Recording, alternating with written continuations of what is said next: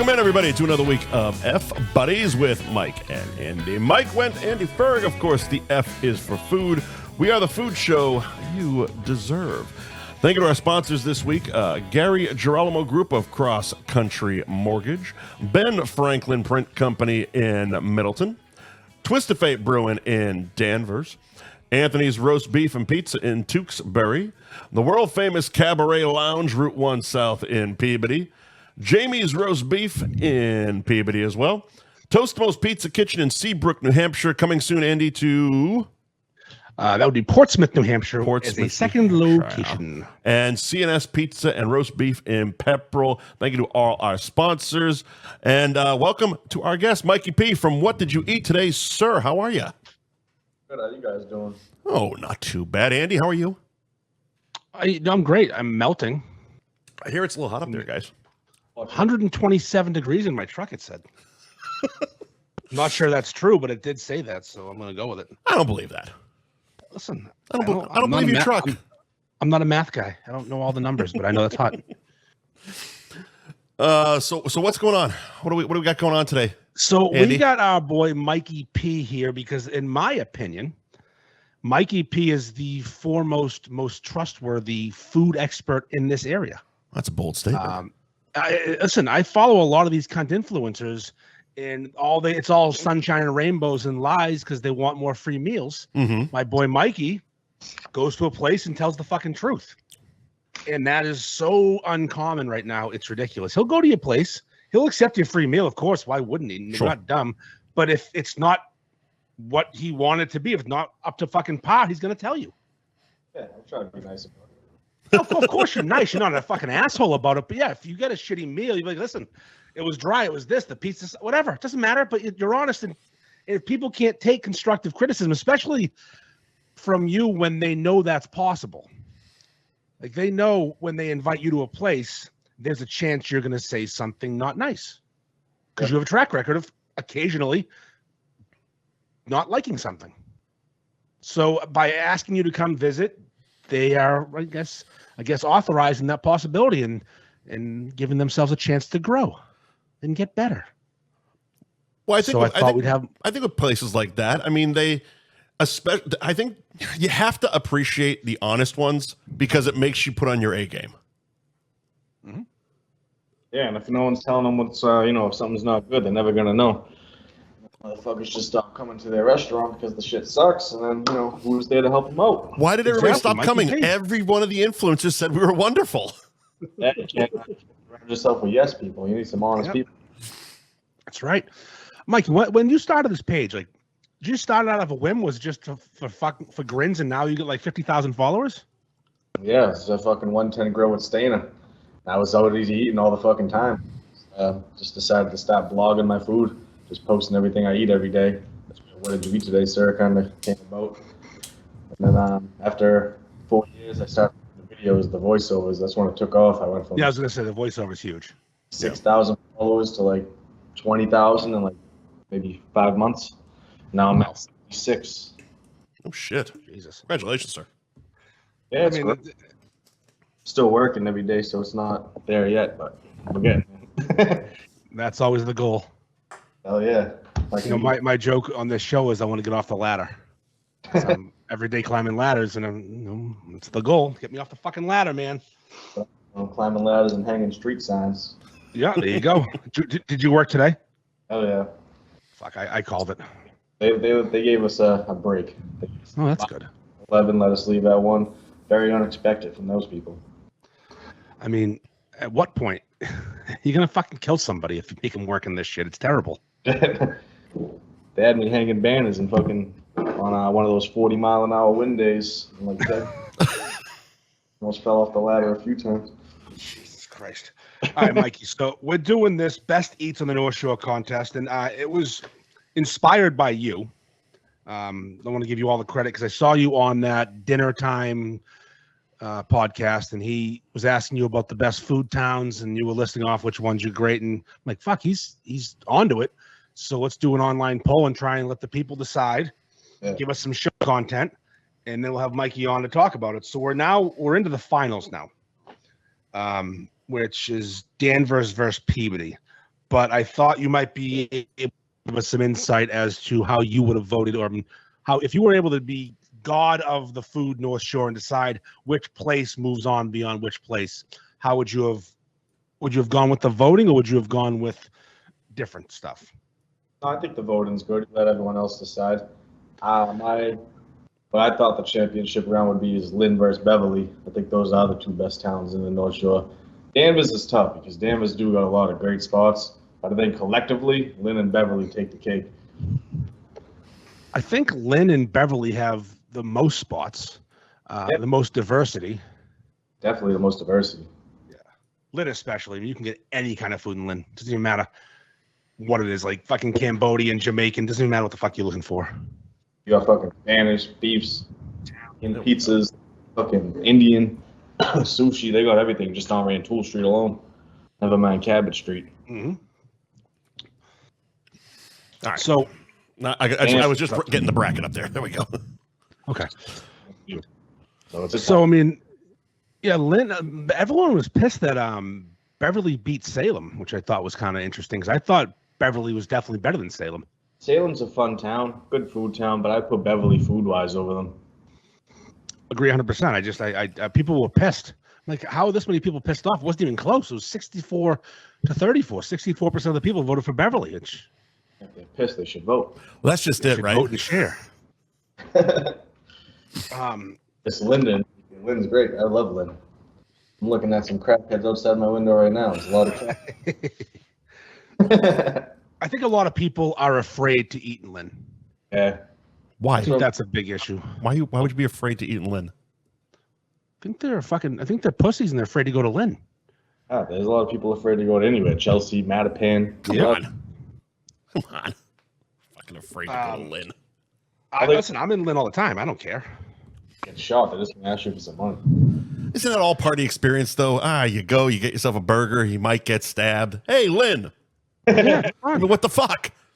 Exactly. You go to Rossetti's. Right next door to Rossetti's, right up the street. There's like that Speedway gas station. It's like a Thriller episode over there. You don't know what you're going to see, but dinner and a show.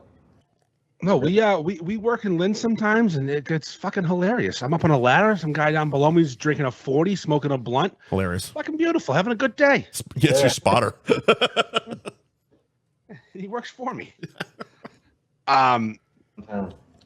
So I honestly, in my opinion, I think Peabody, if you were to take the best of each category, not the amount of places and the diversity, I just think with Polana and Londy's and Champions Pub, just those three iconic places, like how do you say someone else has got? I know they may have more, but holy crap, that's incredible. Daniela's too is another good Peabody one. Which one? Daniela's. That's Danvers. Well, they got one in Peabody too. Oh, that's right, the Ristorante. They closed up fucking Alto Forno and made it Daniela's. Kind of like the Danvers one a little bit better. I like the whole cafe, afternoon lunch kind of vibe. Daniela's and Peabody's more dinner time, but they're both good. No, Daniela's and Danvers is my preference too. My wife has the gluten allergy, and it's weird. She can get more things at Daniela's in Danvers than she can in Peabody, even though it's the same people owning it. Like the risotto in Peabody has gluten, but the risotto in Danvers doesn't, which makes no fucking sense to me, but whatever. Using the Peabody one. I've never had a bad meal myself there. Okay, great. There's no wrong answer either way. Yeah, but yeah, Peabody is a tough one. I mean, Polana alone it's the best steakhouse in the state, I think. See, I get that opinion. I don't love Polana as much. I think I'd rather go to what's the place in Burlington, Mike? Capitol Grill. Capitol Grill. Capitol Grill all day over Polana, but obviously Polana's phenomenal. Polana's. I would say Bancroft in Burlington. I'd say that. Eddie V's is honestly great. I love Eddie V's if we're gonna go chain restaurants, chain steak. It's just if you look at the Peabody list, Polana, Santapio's and Peabody sucks. I just put it there because I needed a pizza spot. It's not nearly what the East Boston location is. Fucking Bennigan's forever, pal. It's always Bennigan's. I like Tops is great in East Boston. It's fucking the Peabody location is just not good. It's just the oven's wrong. It's Right. It's just different. Well, it's not 100 years old. That's right. What's your Like gun to your head right now, meal. You have to have the best meal you can possibly have. Fine dining, burger, whatever it's going to be. Where you going? Where you going today? I mean, I can't stray away from 9 Elm roasted duck right there. That's my favorite. That's fucking ridiculously good. I just had it like 2 weeks ago. It's probably been a fucking 6-7 months, if that. So I'm kind of due for that. I never had duck until maybe 6 months ago. Really? And I tried it somewhere. Yeah, I'm not a duck guy, and it wasn't my thing. And then I tried it somewhere, and I'm like, oh, this is good. And then I had it at 9 Elm. I guess I'm done eating other things. Yeah, but you can't because other duck places, like I've had duck at a bunch of places. Some of them are just too greasy and gamey, and they're just not as great. 9 Elm does it the best. The best thing about 9 Elm is they stay in their lane. Their menu's small. Yeah. They have a very small kitchen. Matt, the chef's a fucking good dude, and he doesn't fuck around. And they do swordfish better than anyone. They do salmon better than anyone. Their duck's better than anyone's. Their steak's even great. El Ponte swordfish, that's one you got to try. That was the best swordfish I've had. Really? Who's swordfish? El Ponte in Woburn. Oh, no shit. El Ponte. It's only on the specials. You got to go and have it on the specials. Okay. That's what 9 Elm is. It's not on the menu. It's on the specials. Yeah, El Ponte's up there with 9 Elm. I did a review there like a month and a half ago. I've been there. Really? Okay. Oh, man. Have you been to Sam and Joe's Pizza in Danvers? No, but I've talked to someone I know talked to the owners about me going there, so eventually I'll go. That's not going to be a favorable review. Really? It's so fucking bad. It's like they drain the pasta out of SpaghettiOs and put it on the pizza and then throw cheese at it. So how the fuck did they make your list? The place I just posted there on Frank and Louie went up there in Portland. It was supposedly a great pizza spot, but the sauce tastes like ragouche. I don't know. Yeah, that's the thing is there's 3 fucking main ingredients. You can't fuck one of them up. Yeah, they said they made it homemade. I was like, you guys shouldn't fucking own up to that. They opened the jar homemade. Yeah. I mean, that's the thing with Danvers too, is they have fucking Modern Butcher and 9 Elm. I'm kind of looking forward to this final because the neighboring towns with great food and where I was born and where I'm from, so it's pretty exciting for me. I get some skin in this game. You're from Danvers? I live in Danvers and I'm from Peabody. Yeah, I grew up on Lynn Street in Peabody, so I'm like almost a Lynn boy. You know, the 7-Eleven is on. The 7-Eleven on. Well, listen. The 7-Eleven in South Peabody is no fucking nice neighborhood. Yeah. I grew up across the street from that. I used to see some shit. There used to be Eastern Bank. They got robbed once a month next to it. They had to close the bank because it kept getting fucking robbed. My Lynn people? Probably. They headed fucking south. Yeah. Across the border? Yeah, right. Yeah, fucking. They don't send their best, Mikey. They don't send their best. So this was something that happened in the comments quite a bit during the tournament, is people nitpicked the lists you made. And I kind of just fell into that trap when you were talking about Sam and Joe's not being a good fucking spot, but it's on your list. Explain. It's just the most iconic pizza in Danvers. I didn't either the best, the most popular, the most iconic are the places I chose just to give examples. People love Sam and Joe's. Gotcha. I mean, the 466 has better pizza than Sam and Joe's. True. What's the spot? It's the Modern Butcher. Rocco's. Yeah, I went there. It wasn't bad. That was solid. It's fine. They've been slinging the same mediocre pie for 50 years. I don't think it was amazing, but it was I wouldn't be mad at it. It was a decent pie. Yeah, it's fine. I mean, they have awesome meatballs there. That's their specialty. Buy them by the fucking bucketful. Yeah. Danvers pizza scene is kind of shit though. There's Panini's, there's Rocco's, there's 466, which is a bar that sells pizza. That's probably the best pizza in Danvers. But again, nothing special. I live here. I've lived here for 17 years, and the pizza's fucking garbage. Still Posse have pizza? That new Italian steakhouse? No, that place. Fuck that place. Really? I've heard a lot of mixed reviews about them. Some people say it's amazing. Some people, like you, just said, fuck it. It's not. It's nothing special, and it's fucking crazy expensive. Yeah. And they just moved into an old Friendly's for some reason. Yeah. Ice cream steak too, right? Yeah, they do. They used to be next to Modern Butcher in that little strip there, like 2 doors down. And then a tiny little spot, kind of like 9 Elm, little bar, few tables, expensive food, little bistro, and now it's fucking sprawling Friendly's without breakfast. I still haven't tried them. See if I can get them. I don't want to spend all that money on a bad meal. That's the thing. You got to get them to comp you a meal. Like, reach out. Yeah. For a bad meal. Yeah. Get him, Have you to been comp to- you a bad meal. Have you been to Maja in Danvers? What you say? Have you been to Maja in Danvers? Yeah, when they first opened. Did you like it? A lot of people were invited when they first opened. Yeah, so I don't even remember. I didn't think it was bad. I don't remember being blown away, but I don't remember hating it. So this is funny. They reach out to me and Mike and invite us to come in to have dinner. And Mike's in Florida. He can't go. So I take my wife and go. You know how it works. If you get invited to a place, there's like an unspoken, we're going to give you free food. Especially who it was invited by.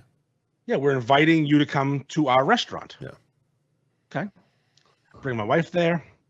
Sit down. They start like forcing appetizers on us. So try the beef carpaccio. Try this. Try that. And all right, fine. Everything has fucking gluten on it. I'm sending stuff back. I'm like, They're literally murdering his wife. Yeah, my wife can't have this shit, man. Just fucking come on. So, anyways, food comes. It's nothing special. The carpaccio had a fucking maraschino cherry on it for some reason, like the kind you put in a Shirley Temple. And whatever, great. Thanks for the free meal. Have a nice night. Yeah, no, the fucking bill showed up. Shit. $160 fucking dollars. Everything was on it, even the shit they sent out. Yeah. Yep. The shit they wanted me to try, they charged me for everything. I said, oh, this just gave me carte blanche to fucking murder you online, you fucking assholes. Shitty food with a fucking non-comp bill. What the fuck? So mad. I don't expect free shit, even like as big as I've gotten with this shit, but if someone invites me in, I'm obviously expecting it to be free. Yeah. That's the difference. I pay for, I'm the roast beef guy. I pay for beefs all the time. Once in a while, I get a freebie. I accept it. But I never walk in expecting it. Yeah. That was why I felt shitty about that whole interaction too, because that was a guy I worked with on a TV show a million fucking times, and that whole interaction was at the end of it a free meal. Yep. Like we had done that back and forth how many fucking times, and it's like, oh yeah, come out to my new restaurant. We're gonna blah blah blah. You go and okay, great, take some pictures. Okay, great, we'll post those up tomorrow. Blah blah blah. I'm free. And then Andy texts me that night. He's like, so did they say it was free? Because I just paid a $200 fucking bill. I'm like, yeah. Oh wow. Well, same thing happened at Burton's when they opened in Linfield. They invited me in. The manager told me where to sit, treated me like a fucking king, made it very clear, have whatever you want. It's all comped. Just let us know how it is, and if you wouldn't mind posting. Yeah. In. Perfect. Not Maja. Yeah. Fucking cunts. Yeah. That's happened to you once, but it was more of like a miscommunication. I went up to Tuckaway in New Hampshire. Mm-hmm. Big Frank, they invited me in. He's like, "Oh, come hungry. We're gonna fuck you up." Yeah, all right, cool. We're sitting there. We order a couple appetizers. They send out a bunch of shit. Anything we ordered, they charge us for. Sodas, drinks, fucking all the food. The stuff that they sent, they comped. But I guess there was a miscommunication. Everything was supposed to be comped. So I don't know. I talked to the guys like, "Yeah, man, you could come back at you." I'm like, "Bro, I'm already in Lynn. I'm not driving back to come grab fucking $140. It does happen though. Yeah, when I just had the Ferg Fest, the kind of the agreement is that I don't pay for my beers. I don't wait for beers. I don't wait in line. I don't pay. I tip. So when I first got my first beer, she started a tab, and I said, so let's have a conversation, because the agreement is I'm on scholarship. Right. Not to be a dick, but this is how it works. And she just, okay, yeah, no problem. Made it clear. Now, 2 years ago, Andy would have just paid the bill because he was quiet and mousy, but he stopped being that way. He literally put his name on a banner. Yeah, I said, in your fucking brewery. I'm owning this shit. But it was just, when it comes to free shit like that, if you're inviting me, it's free. If I show up on my own, I'm paying. Yeah, absolutely. Yeah. Should be. Nice. A lot of places doing North Shore beefs. A lot of restaurants reach out to you guys. Nah, I'm kind of. I got a personality flaw. I'm a fucking asshole, and no one wants to deal with me. I'm expected. I can't get into this one, but I recently reached out to a local food TV show. No, that's right, not local, a food TV show, and I got the old. Yeah, we like your content, but we can't have you on. Yeah. Like what? Because I say cunt. Jesus Christ! People out there molesting children. I'm fucking saying cunt, and I can't be on your TV show. One of these food shows has a host who went on racist tweet rants, and he's fucking on the show every week. And I say cunt, but I can't be on. Not the same show though. There's been a few people that they don't want to work with me because they think I'm like the way that I like talk about Felicia on the videos, like women-owned businesses. They think I'm like sexist or something. Which, I mean, maybe I am. I don't know, but it's just all in good taste. Well, it's just fun. It's your girlfriend too. It's not like you're talking about some random fucking broad. Yeah, no shit.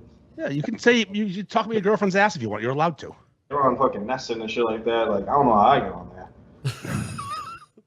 It is always funny when they don't get the gimmick. It's like, I think, okay, this is what I do online, but I can also be professional and fucking do a TV show. It's my favorite was I was doing a podcast and my boss at ZLX was afraid that we were going to start cursing on the air. I'm like, I've been working for you for 10 years. I just started doing this podcast. Like, what the fuck, man? Like, settle down. I ain't gonna fucking swear, man. I'm not going to fucking swear. Calm the fuck down. So the Joe Murray show, he wants to have me on, but I have to go on covertly because the producers don't want me on. So I have to call in and lie about what I'm going to talk about. That's also fucking insane, by the way. The host wants you on his show, but the producers don't want you on. I have to say I want to talk about Chris Sale. Like I called in one time like 2 years ago. So dumb. I want to talk about Chris Sale and his arm injuries. I want to talk about fucking roast beef sandwiches at night with Joe because he's a funny guy and have some fun with him. Right. And then they get just make sure you don't swear. You got a fucking dump button. Figure it out. Don't tell me how you're going to do your job. Figure it out. Produce your show and shut the fuck up. But someone said they're gonna hook me up with him. Joe? Yeah. Yeah. My buddy Jason at Sweet Needs, the fucking food truck down in Bridgewater. He's friendly with him, so he said he's trying to get me on there. It's just tough for him because he's got a lot of eyes on him because he's the newest guy with a full-time gig. He's getting a big following. He's getting a following now, but in the beginning he was scared to screw up, which I understand. He finally gets a full-time, 4-hour-a-day show. Right. You don't want to fuck that up by having some idiot on that's going to swear. Yeah. But I listen. In a lot of videos, a lot of the older crowd didn't like it. I used to swear a lot in the beginning videos. When I first started doing voiceovers, it was fucking fuck this, shit that. I only swear once nowadays if I really got to emphasize something. Yeah, it's fucking delicious. That's it's just funny. Like some people get away with it though, no problem. They do it more. Us. You like emphasizing. Yes. It's an adjective. No, adverb, that's what they call it, right? It's hidden. We're like, this thing fucking sucks.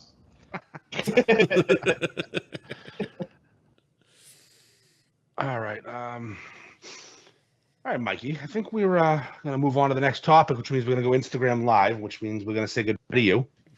All right. Thank you for coming on, brother. I always appreciate you. What do you think of the Karen Reed verdict before you move? Are you a Karen Reed guy? Yeah, I think she was. I don't even think it should have went that far. When that dude's friends texted how long does it take to die in the cold, and it was all that evidence. I think it should have been thrown away right there. I'm with you. I am with you, sir. What are you gonna do? She's free now. That's right. She's Karen Freed. All right, listen. Thank you, brother.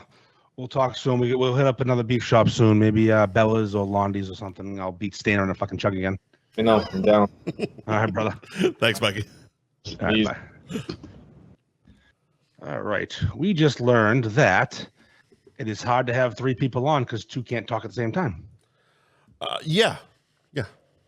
That was not ideal with the audio. We've learned a lesson today, Michael. We learned a lesson today. Teams fucking sucks. Yeah, Teams is not awesome. I wonder if we could find a way to do I bet you if we didn't do it live and we just recorded on something else. Here's the thing. It's something that I keep saying I gotta do the research, and every time I do the research, I think I find something, but we don't have practice rounds of this. Nope. Like you work all week, I work all week. Our trial and error is done literally between when I get home and when we go live. Sometimes that's 15 minutes. Sometimes it's 8:30, like the first fucking Teams show. What we need to do is get Dave Portnoy to pay attention and pay us 6 figures to do a podcast. Seriously. And then set us up with a producer and all their technical shit. Like we do a great job. I like to think I'm pretty fucking good at this for a self-taught motherfucker, but it would be so helpful to have nerds on staff. It's you're great at it. Listen, this show comes out professional. Oh shit, you're doing that Instagram, aren't you? Let me open mine up. I haven't done it yet. I'll do it if you want. No, keep praising me. Yes, you do a great job producing the show. But we don't have the technology, and we're trying to do it live, which isn't common, and then add a third person in on technically one mic feed because this fucking Teams is gay. Well, that's the biggest issue, and that's the like. I'm like aesthetically, I didn't like how it looked because I was massive in the fucking screen, and during stuff like this, I'm trying to make sure the motherfucker's live on the air, so I'm doing the least amount of talking, but I'm the biggest one on the screen only because you two are on the same video feed, so I had to kind of finagle that around. Yeah, Teams. Fuck Teams. Fucking Bill Gates. Yeah, it's fuck you, Bill Gates and Melinda, you cunt. You ready to pop on Instagram? 2 seconds. All right. Yeah, all right, good. boss. I'm good. I'm going live in 3, 2, 1. Checking connection. I'm now live. Hello, I'm live. Hello, how are you? Me too. Thanks for asking. I'm now live. Let's add Michael Wendt in. Michael Wendt in. All right, I hate learning lessons. It's nice to learn them, but I hate the process of learning lessons. All right, Mike, I added you into the live. I look like fucking shit. I haven't showered yet today. You're wearing a hat. My hair's a fright. All right. Hold on, what the fuck? There we go. 2 fucking speakers on at once. There we go. Now we're doing it. All right, there we go. There we go. Now we're doing it. Back. I mean, okay. realistically, we should be, especially not only because of logistics with fucking Teams being terrible, but also because of Mikey's audience. We probably should have done it on Instagram. My issue was I'm gonna sound horrible, and like I couldn't. I'm like, oh god, this is gonna be the podcast. Like I'm gonna sound like shit the whole fucking time. Now does your audio suck on Instagram? It's just going through the phone. Yeah, mine's I don't have the mics like you do, so mine's all phone audio. The other thing is I would have to listen through the phone, which is like not completely close. It's like I wouldn't hear in the headphones. I understand. Yeah, it makes sense. So there's technicalities about it, but nevertheless, it was great having Mikey on the show. Absolutely. I don't want to sit here and be like, well, that fucking sucked. No, Mikey was great. No, so for those of you just joining us on Instagram, we just had Mikey P from What Did You Eat Today, Sir, on the Facebook Live, but we can't do a Facebook Live and an Instagram Live with 3 people because of technology and Bill Gates. We'd like to, so we did it on Facebook. So if you were interested in that conversation, just go to your favorite podcast app and listen to the beginning of the show, first 25 minutes. We're with Mikey P from What Did You Eat Today, Sir? Just do his logo up on there for the Spotify feed. It's a fantastic logo, by the way. Oh, he did. Yeah, he's it's a really good job. And then he has one now for Big Frank. I saw that. Yeah, with a little fucking Mountain Dew thing. Yeah. But so basically, Mikey was really rooting for Beverly and Lynn to get past Peabody and Danvers, but it didn't work out that way. No, it did not. But yeah, so I want to just before we get going here, I want to hit. Go ahead. No, go. You. No, you go. It's your turn to go. No, you go. You say something. I just want to congratulate a local basketball player. All right. A beefer, a man who is a North Shore Beefs follower, has been for years, a man from Methuen. Yep. Who just got traded to the Celtics right before we went on air. The Celtics are doing a salary dump right now because of NBA fucking rules. They pay too much money to players. They have to get rid of some money. So they just traded Kristaps Porzingis away to get rid of salary. They brought back a guy named George Niang from Methuen, and George is a big beefer guy. So he's coming home. Has he done reviews? No. He's a lurker. He's just in the group. Yeah. He's in the group. He follows the page on Instagram. Al Delano, the mayor, used to tape his ankles in high school. You're like, no. He will never publicly associate with us, especially now. Actually, he was on my list when I was going to do that little 15-minute, quick convos with people. He was on my list. Yeah. He had agreed to do quick little roast beef sandwich fucking conversations on the live, but I didn't do it because I don't fucking time. Seriously, is that always the biggest fucking cunt? Just I don't have the time. Like so many things. Like it'd be so much fun if I could just do this and this and this and this. Where am I going to find the fucking time? People in the comments saying he's a big Arby's guy. That's not true. George loves Anthony's roast beef and Methuen. That. So fuck you, bitch. That. Who said that? Purely Boston. Your boys. My boy Andrew. My boys. Your fucking boys. My boy said they that. should know better. No. So I'm just excited for him to come back here and fucking enjoy roast beef sandwiches again. Like a proper gentleman. Yeah. Getting back anything for Porzingis is fine. He costs too much money and he's always hurt.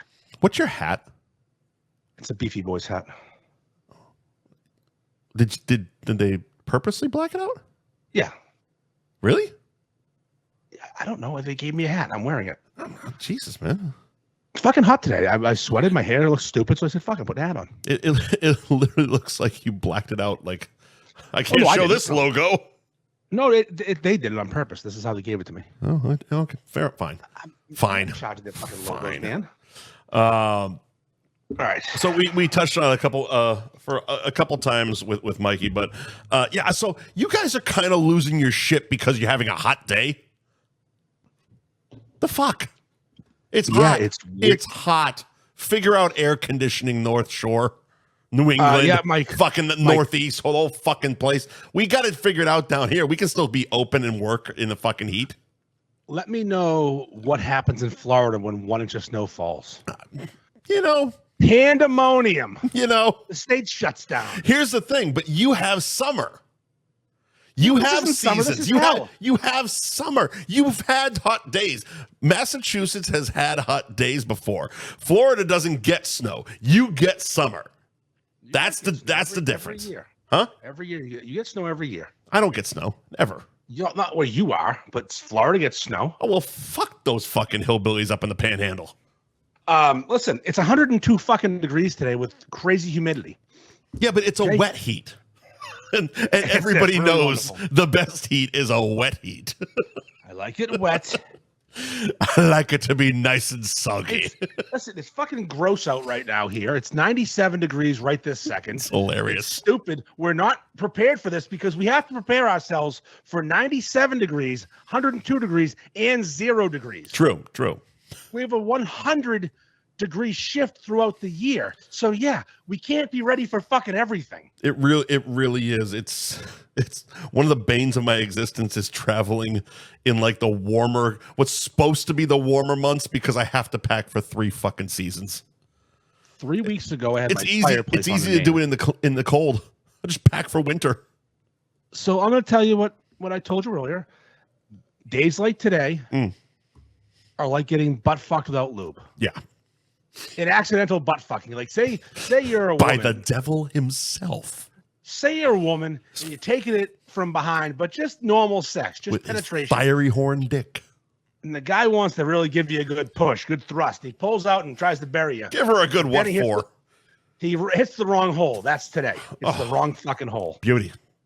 Bent dick. Sore asshole. Yeah, sore asshole. This is today. It's fucking the wrong hole. And I don't like it. I'm working. I took today off because it's fucking hot. Yeah, it is. And tomorrow I'm going to work in the fucking heat. Sure. But I'll live. It's going to be 5 degrees colder tomorrow, so maybe I can tolerate it. So it's going to be what, 98? Yeah, 95, 90. I don't do math. 98 ish. You can't even walk your fucking dogs right now outside.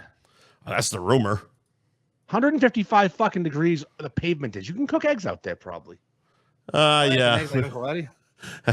Have you seen one of those memes? Because I've seen a couple. Oh, they're so special. It's hilarious.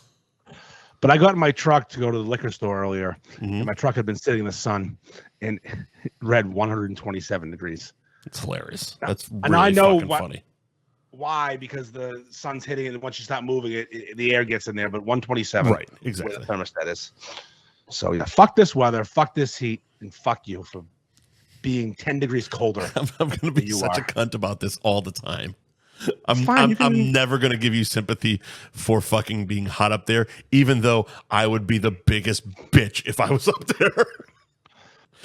So I have, because it's like how I am down here. I live in AC. That's the way. Okay, so an actual question, because a lot of places closed today because of the heat. Mm-hmm. Air conditioning doesn't work. We don't have the BTUs that you require to run a pizza oven in a restaurant with high ceilings. Interesting. To keep it cool. Nixon, Burlington, the kid told me it was 110 degrees in their building. That's insane. Yeah, they have air conditioning because they're enclosed. Champions Pub closes every year because of heat. I remember Bella's Champions. Roast Beef. Yeah, I do remember Champions. They made there was a big deal about it too, right? Yeah, it was probably like 2 years ago, maybe longer even. We don't have this. We don't have the skill set or the ability to keep it cold and warm when the temperature changes. It's fucking impossible. It's impossible, Michael. Well, you're gonna have to learn, because global warming is changing shit up. This is the way. I'm not in the AC right now. Are you not? No, I'm in the basement. It's a little cooler down here. I have a fan on. We have AC on the first floor and in the bedrooms. Oof. But I don't run central. I don't have central air. It's an older house. Oh. We have like one of those mini splits that cools off the first floor, and then the bedrooms we have window units. So you're gonna be sweaty and dirty by the end of this episode. That's right. I got the fan on. I'm feeling pretty good. I thought here's the funny thing. Until you just said why you were wearing the hat because you didn't shower, I'm like, oh, he got some color. No, he's just dirty. No, I know this is color. I played golf yesterday. I played golf yesterday. You fucking filthy animal. Let's talk about the weekend, because you said you've had one. I had one. You had a fun weekend. Sure did. Tampa, bitches. Went to weekend. Did you go see Hulk Hogan? I did not. He's close in Clearwater, but I did not. No, because I was home yesterday. Mondays is when Hulk does karaoke at his bar, and I missed out. Gotta get there for that. I got to do it. It's still bucket list. There was rumors on the internet that he was dying, but it wasn't true. I was pissed, and the first thing I thought was, "Fuck! I didn't do karaoke at Hulk's bar."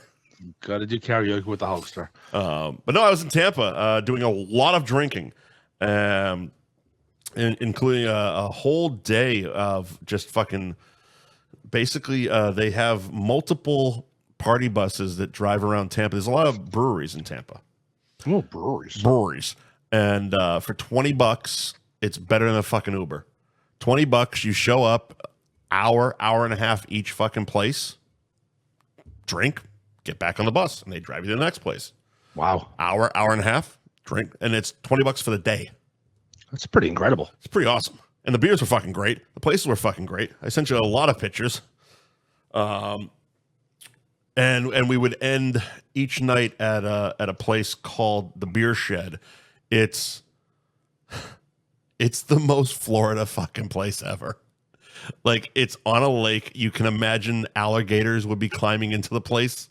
It's awesome. It's literally a tin fucking shed, and you just drink cheap beers out of fucking pitchers and do karaoke, and it's Florida. It's wonderful. I had a fucking blast this weekend. You did not, though. Can you hear that noise? No. Okay, good. My dehumidifier just kicked on, so I wasn't sure if it was gonna be loud. So this was to be a great weekend. I was gonna launch the boat. My boat needed a starter. I ordered one on Amazon. Starter came. Didn't you fix the starter like 2 years ago? I fix it every year. Oh, every year. Okay. I'll get to that. My boat sinks. And the starter's in the bottom of the motor, and my boat likes to take on water. Gotcha. So the starter gets wet off, and it ruins the starter. It's a $66 part. Oh, okay. It's disposable. It's a pain in the ass to put in because of my size and where it's located, and it sucks. And I spent Saturday morning for 2 hours fucking with it. And I finally got it in. I turned the key. The boat went, no. Like, made the right noise. Let's go. Let's launch this fucking thing. So I'm ready to go. I get the starter in the boat. I go to launch the boat. Yeah. let me fix this. The boat. I'm backing down this like half-ass fucking boat ramp where people are watching. Have you ever watched these videos online when someone fails launching a boat? No. Oh, they're fucking hilarious. Everyone just fucks up launching the boat. Something goes wrong. It's never happened to me. I've launched my boat hundreds of times. Mm-hmm. I just back down the ramp, release the little cable, boat floats in, drive the truck out, drive the boat away. Perfect. I've done it drunk, sober, done it in all things. So I'm backing down the little ramp, and the hitch of the trailer is on this ball when it locks in. Right. The ball's too small. I don't know this. Balls are too small. The fucking trailer just releases from the ball. Yeah. Now it's fucking going down the ramp on its own, but it's chained to my truck. So now I got a fucking chained boat to a truck falling into the water. And I have to disconnect my truck, and now the boat's just sitting there, and ask people for help to push my boat in the water and launch it manually. People are fucking watching. They're videotaping. They're laughing. I look like a fucking retard. So, and someone shouts out, "Hey, aren't you a North Shore Beast guy?" Fuck yourself. So I get the boat in the water, and I do all this shit, get the trailer attached. I get fucking people help me. I finally get in the water. It starts. Big beef guy can't get his boat in the water, huh? I try. The guy fucking eats too many sandwiches. Can't fucking launch a boat. What a fucking moron. So I give that launch a 6.2, asshole. Hey, fresh, pink, and fucking stupid. Your boat's a piece of shit. Yeah, I know. It's okay. It goes fast though. So we get the boat in the water, and I can't turn. The steering doesn't work. Right. No steering. I just have to. It's stuck. I'm like, this isn't good. It's not good. So I realized that's something about the steering, and I can't turn it because it's stiff. So all my strength, I can move it. It's like if your power steering goes in your car. Right. You can steer it, but yeah, that happens. Get back to the dock, go to trim the motor up because it's a shallow area. You're gonna raise the motor to dock it.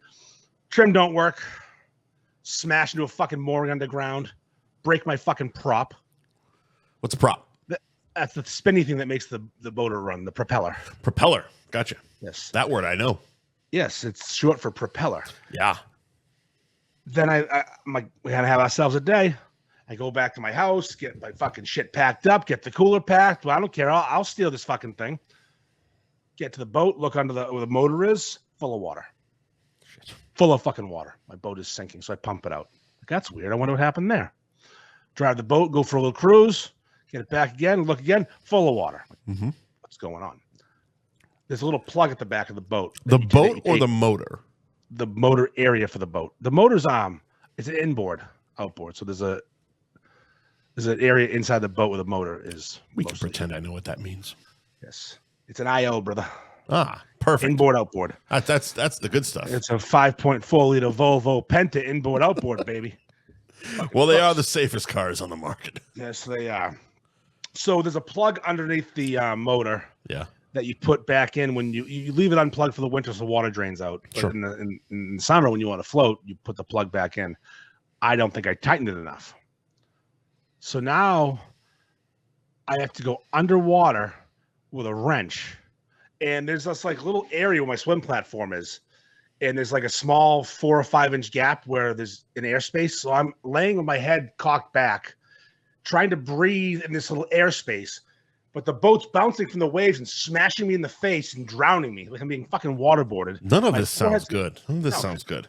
I'm trying to wrench the fucking thing. My wife's yelling, "Get out of the water! You're gonna drown!" Like, I know I am drowning. Choking, and the water has a bacteria right now because it's shallow lake, so you're not supposed to ingest the water. Yeah, you'll get sick. I'm fucking choking on this shit. So, could you have just, tied the boat off and had a boat day without actually going out onto the lake and done this shit tomorrow? It's still going to take on water, Mike. I don't know. It's going to sink. Well, you said your boat sinking. You said that's what your boat does. Yeah, but it can't.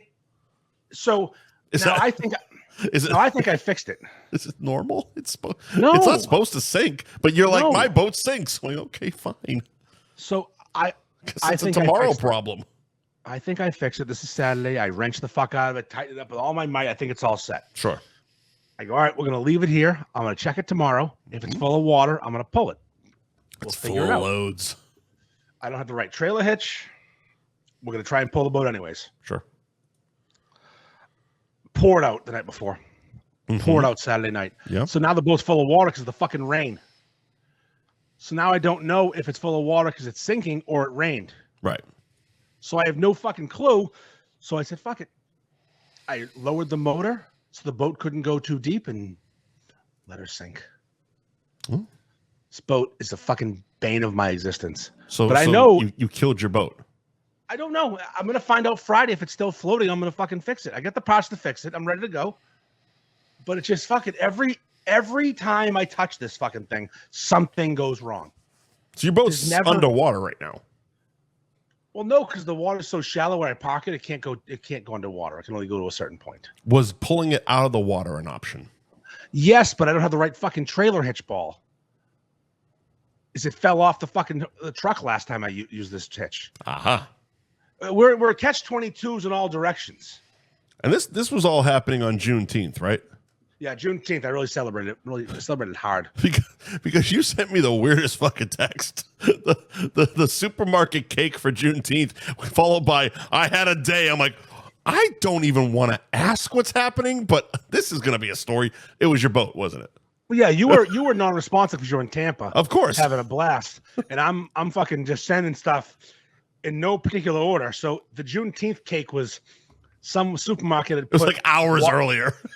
Watermelon cakes, like with the watermelon on it, next to the Happy Juneteenth cake, and it took the internet by storm for 5 minutes because, racism. Hilarious.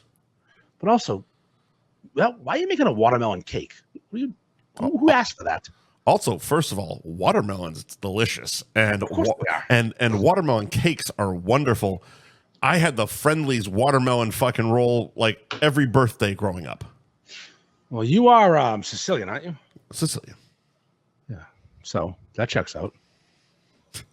I know. So I had a rough weekend. Fucking good shit. Yeah, it is. So I had a rough weekend, but yesterday, I think those are the last things to hold out from the fucking Friendly's closed down. Oh no, we're gonna keep the watermelon cakes. I think there's still one Friendly's around. Is there really? I think it's like the last Blockbuster. I want to say Stoneham still is open. The Friendly's in Stoneham. Holy shit! I know the one in Danvers is in Ipotsy. No, Peabody's open. 114 in Peabody is open right now. Okay. Yeah, just Danvers is now Ipotsy, and then what's Ipotsy? It's like a Italian restaurant in Danvers. It's the Friendly's, and I think Route 1 is like Dave's Hot Chicken or some shit. No, it's Wendy's. One in Saugus is Wendy's, and it still looks like a Friendly's. It looks exactly. It looks exactly like a Friendly's. I remember when we were driving to the airport, and I'm like, it still looks like Friendly's. I didn't remember it was Wendy's or not, but yeah, it definitely still looks like a Friendly's. No, Dave's is Angela's. Yes, that's right. Yeah. So I ended up I played in the golf tournament yesterday in this heat. It's oppressive fucking heat. Yesterday was what, 90s? It was actually it wasn't even that bad. It was in the 90s. Settle down. I was fine yesterday. So I sit in the bar in the 90s all day. So this tournament is for a police officer who died a couple of years ago, and they do a charity tournament for him, and it's a Peabody police officer, Henry Breckenridge, great guy. Mm-hmm. I knew him. I wouldn't say well, but I knew him. I'm not going to be one of those posers that's like, he's my best friend. No, I knew Henry. That's the extent of it. But I got my team into this golf tournament. What? You're not going to be one of those guys fishing for sorry for your loss, Andy. Yeah, no, that won't be me. I'm not that guy. I don't, even when I know the person really well, I don't do that shit. Never mind. The funny ones is when like I'll post like a celebrity death or something, and people will dump in the comments, "Oh, I'm sorry for your loss." I'm like, "Are you fucking kidding me? It's a celebrity. I don't know who he is." Hold on. We've never met. Hold on. George Wendt was the only one I appreciated. Hold on.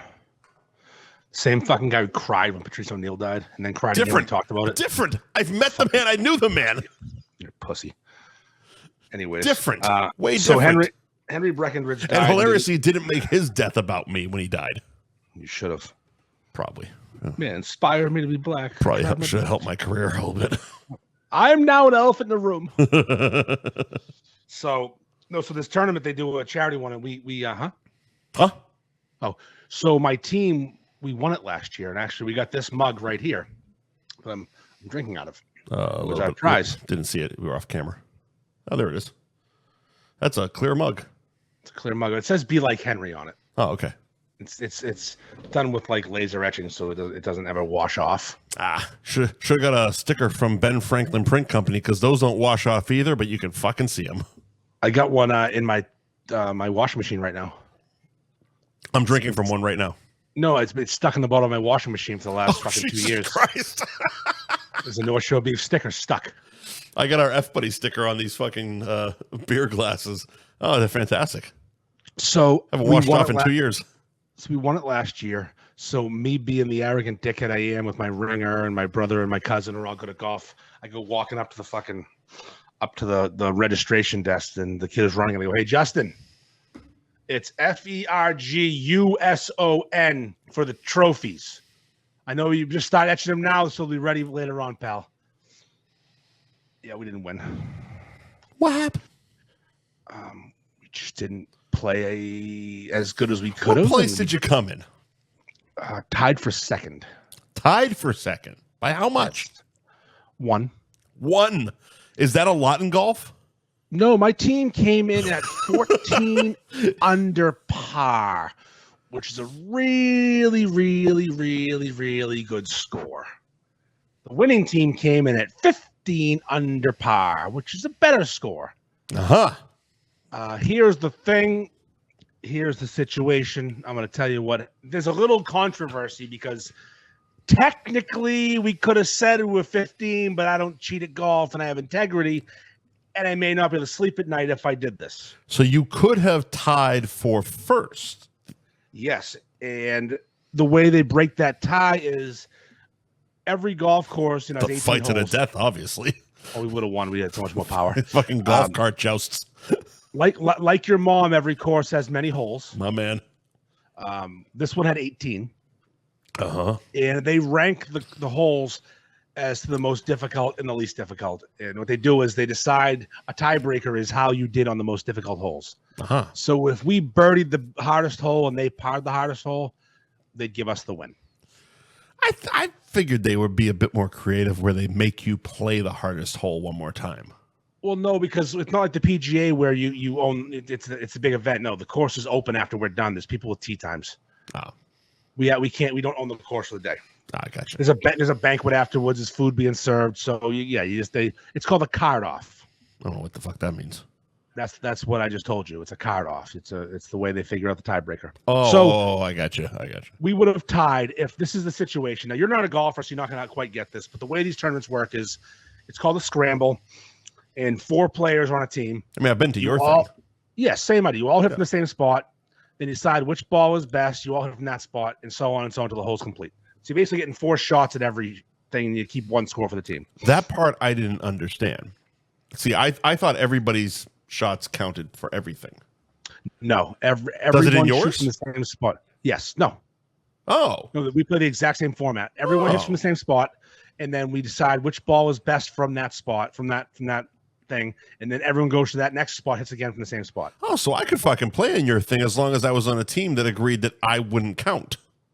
Well, no, you don't have to. You can just have fun and play, and then if you hit 1 or 2 good shots, they use them. If they don't, they don't. No one cares. So you can pick you can pick your best one. Every 4 guys go, and the best one is the one you go with. Yes. So what happened? We are on a par 5. Right. Our best player, Ethan, hit his drive really far. One of our other really good players, Mark, hit the second shot for our team. We all hit from the same spot. We all hit the second shot from the same spot. Mark's was the best of the 4. Okay. I shanked mine in the woods. My brother was a little short. Ethan was in the sand trap. Mark was on the green. Okay. So now we're putting for eagle, which is a really, really good score. Right. Okay. Ethan goes to get his ball out of the sand trap. Right. Instead of picking it up, yeah, he takes his club with one hand and just gives it a half a swing whack out of the trap, kidding around for grins, not part of the game, not scoring, nothing. But he just did hits it. it out. But he did it. I mean, yeah, and we had no intention of that mattering. It was just him fucking around. Problem is, it went in the hole. See, I don't understand what you mean by we never intended. Like, if he's down there and it fucking goes in the hole, that sounds like it counts. Yeah, if a person who doesn't have integrity. No. Because what you just said is everyone goes, and whoever has the best fucking score, that's the one we count for that hole. No. Everyone goes from the same spot every time. So the only time anyone counts is from the drive. So everyone drives the ball, right? Right. I'll go slow. Okay. Please. Then we decide which Explain drive it like I don't golf. Okay, you don't. Everyone hits the ball at the tee, and they spray the ball across the fairway, wherever. Mm-hmm. Then we look at there's 4 shots out there. We choose one. We're going with this one. This is our team's shot now. So the other three just fuck off and pick their balls up and they're done. They're done for that hole. No, stay with me, sir. God damn, this is so fucking stupid. No, it's not. If you just listen, it's not stupid. It really is. We all hit our drive. We pick which one's best. Right. We all pick up the other 3 guys, pick up their balls and go to that spot. And hit from that spot. All 4 of us are now hitting from the best drive. That's weird. Okay, now we hit the next. Now we do it again. All 4 of us go from that spot. We pick which one of the next shots is best. Well, clearly, if he hit that, that's the best shot. But we weren't going to use it. Go from the hole. You can all hit him in the hole. No, we weren't. We had chosen the next shot was the one on the green. Oh. Ethan happened to just be fucking around, one hand swinging from the trap just for grins. So I guess the point of this is if it didn't go in, we weren't going to count it. Right. So the fact that it did go in means we shouldn't count it. I think the main bullet point here is I don't like how golf rules are. This is just a way to get a lot of people on a course at once and have it move fast. It's how these tournaments all work. But you're all still hitting the ball each time. Yes, but no, we're not wasting time looking for balls in the woods and trying to play out of the woods, and everyone's hitting from a great spot usually, which is how you get such great scores. Like interesting. Like 4 people. The way we play this tournament, we beat Tiger Woods, the 4 of us. Because we all get 4 shots, he gets 1. So anyways, we instead of accepting the fact that his ball went in, we just said, no, that obviously we can't count that because it. Did anybody put an argument up? Me. I said, come on. Mr. Integrity, really? It went in. No, but I'm like, it went in. I would say the same thing. I would have fucking been furious. I would have quit if they're like, fuck you. That's either counting or I'm fucking going home. And then the kid who did it was kind of like, yeah, that's an eagle. I'm like, fuck. It fucking is. And my brother, made a good point. Like, if we didn't go in, we weren't counting it. So how can we count this? So we didn't. Fuck you, because nobody's looking. That's true too. That's a fact. Nobody's fucking looking. We putted the putt instead. We missed the putt and didn't get the eagle. We got a birdie, which is great. Great score. If we had counted the eagle, we would have won the tournament. Was that the one where you did your birdie shotgun fucking beers? Did you shotgun beers after losing? No, but birdie shotgun came way earlier. All right, fair enough. No, we didn't birdie shotgun to that one. But I got to the banquet, the after party, and should have birdie nut tapped whoever the fuck picked that one. Boy, was I chastised. For what? For calling the victory before the fucking tournament and then losing. I mean, technically you won, and I would have brought that point up. Oh, they had a microphone, and I didn't, Mike. I was just standing there getting made fun of. You know how projection works, sir. We've proved it at your tournament. I do. I just said, fuck you. That's what bullshit. So they announced, so technically with the card off, we were the 3rd place prize winner. Huh, 3rd? So, well, we tied for 2nd, but the way the tiebreakers work, we came in 3rd technically. So the guy who loses. This guy, Justin, it's like, and in 3rd place, a guy who talked so much shit told me to put his name on the trophy before the tournament started. Mr. fucking roast beef himself. Oh boy. Andy Ferg, and named the rest of my team, and they wouldn't go up for the prize. Did you? Of course. Fuck I walked up, double birded the guy running the tournament, turned around and gave him the Kenny Powers double bird the whole fucking room. See you later. Whole room full of cops, firefighters, and dignitaries. Fucking mayor was there. Fuck you, Teddy. See you later. Fuck you. Everyone's getting birded. And then my table proceeded to win more than half the raffles. The booze came raining down. We've given away those raffles before. Oh my god, my cousin Mark won, I think, 9 out of 25 raffles. It's hilarious. There's 150 people in there, all in the raffles. He won 9 of 25. I won 3. That happened at, I think, the first blue ticket year. That table right to my right, and I think it was a bunch of cops. They won like every fucking thing. In particular, was this kid Vinny, who played yesterday. He's a cop, and he won all the raffles. He won every fucking thing. He won a TV, a cooler, a fucking umbrellas, like all the shit. The best was people were saying like I was in collusion. I'm like, motherfucker, I don't know him, and I'm hammered drunk, just reaching in and grabbing tickets. I mean, granted, he probably just put a bunch of tickets right at the top at the last minute. So I spent $40 on raffle tickets. Yeah. And I won well over $300 in prizes. Nice. So, nice. Good day. I needed a new golf bag, a new fucking golf bag. Got some fucking hats, some balls. Got a club. Living the fucking dream. Fucking sweet. There was one funny moment with the tournament. The tournament was a good time. And now golf, like my tournament's loud, obnoxious. Right. And a lot of tournaments didn't used to be. They were very stuffy. Trendsetter? Well, everyone's got speakers now. Everyone's causing a ruckus. Yeah. So there was this. Everyone has a blue ticket guy. Yeah. There's this woman. There's a group of women on the course that were playing. They all had like pink poodle skirts on, like those, like golf skirts, like the loose, flowy ones. Yeah. And they had white sleeveless golf shirts. And I didn't know this, but on the back it said the Pink Pony Girls. Like instead of the Pink Pony Club. That's a thing. It's a strip club in Florida, right? The Pink Pony Club is a song. I think the Pink Pony Club is a strip club in Florida. Keep talking, and I'm going to Google that shit. I mean, according to the song, it's in West Hollywood. And it's a drag club. Oh, okay. But so the song is so popular right now, and every time we got, all right, this is a backstory. A couple of weeks ago, I played in the tournament, and we had to name our team. And my brother's name is Doug, and he's quiet and reserved. He's not like me. He's not obnoxious like I am. Yeah, the Pink Pony Club is definitely a strip club in Miami. Oh, nice. Yep. Fuck yeah, let's go. Yep. So I named my team the Pink Pony Dugs. Thank you, sweet.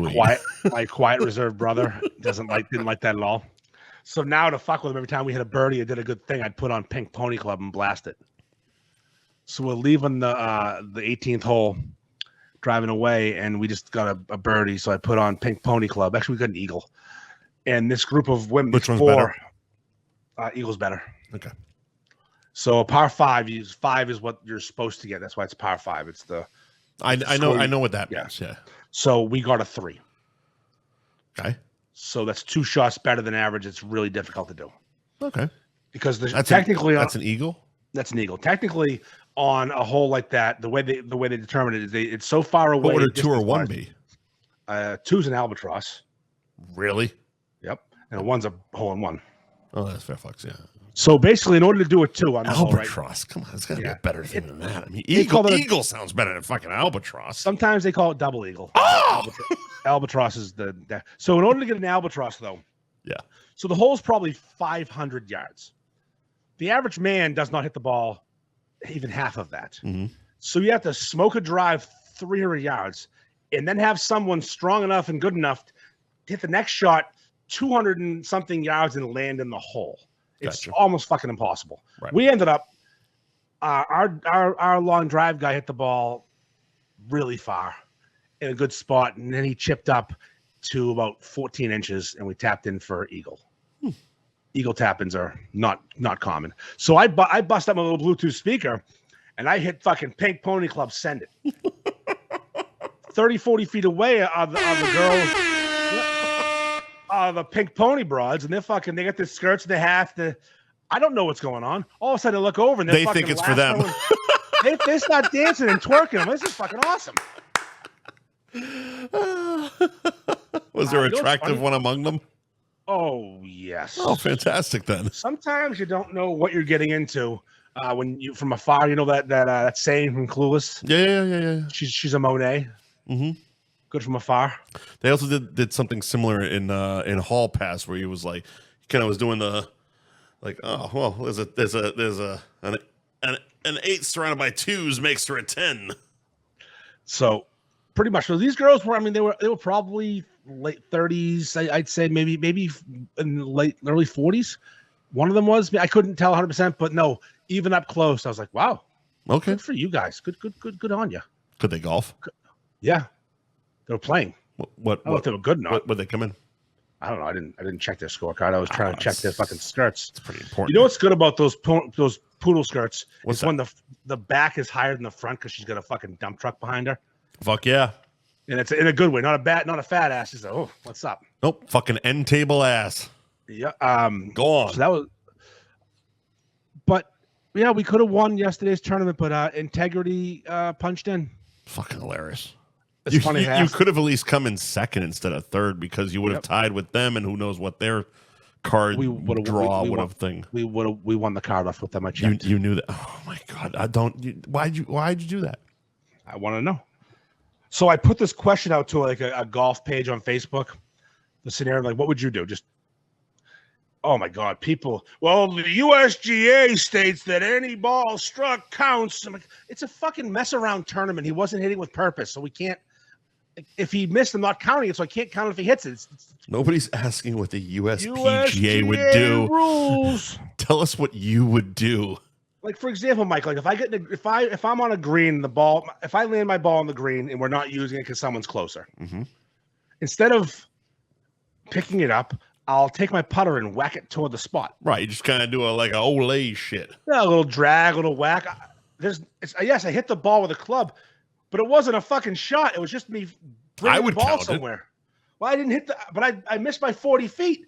I'm over there now. If it wins you a tournament. It's no prize. It's fucking integrity. So it's funny though. Everyone gives me shit for having a pro on my team. Yeah, he's a teaching pro, not the tour. And a bunch of the guys that finished ahead of us, I think 3 of the guys in the group that beat us, and one of the guys in the group that won, all get lessons from my guy. He's giving fucking lessons to people who are beating us. That's not good. No, it's like, what are you doing, Ethan? Fucking tell him wrong shit, man. Like, seriously, you know these guys are going to play us this year. Oh man, but it was. Listen, a bad day on the golf courses is better than a good day at work, huh? You know what they say? I guess. No, I had a great day yesterday. Sweated. I bust out the sleeveless golf shirt that doesn't exist. I'm trying to have Ben Franklin make me one, but they don't exist for men. A what? A sleeveless golf shirt for men. They definitely exist. Nope, not for men. Just cut the sleeves. Well, I did. That's how I made mine yesterday. I took an old bullfrog. Just cut the fucking sleeves. I don't know what that. I don't know what that means. Neither do I. So, So listen. Here's the thing. I have integrity, and that's the bottom line. Even though the group in front of us, who I told the story to, they said, "Oh, we would have just counted it." Yeah, everybody would have. Fucking me. Fucking everybody would have, man. In my integrity. What else happened this weekend besides sweating your balls off? I don't think much. I think that's it, isn't it? That's it. Everything else? All right. Did I mention something else? I mean, I drink. No. I'm guessing you didn't mention anything. Although, actually, this wasn't involving me. Okay. But this is something that's been going on this weekend-ish. You've been watching any WNBA basketball lately? No, but great shoehorn, sir. Yes. I don't like this guy. I'm not watching. I was looking at this beautiful cherub Gary Girolamo in front of a picture of sunflowers, getting ready to read some ads. But please go ahead. So I half pay attention to the WNBA. When Angel Reese and Caitlin Clark got drafted together, and they tried to make it seem like Bird and Magic, but except for the Magic Johnson version stinks. Right. So it's like that's not a rivalry. Angel Reese is terrible at basketball. All she does is miss shots and get her own rebounds, so it pads her stats. But Caitlin Clark's legit. Isn't it funny that when this all started, what, a year, 2 years ago, whenever this fucking started, like we were all in on Angel Reese. There's a show where we are all team Angel Reese and fuck Caitlin Clark. Yes, but things changed very quickly when Caitlin got to the WNBA and started getting bullied by all these women.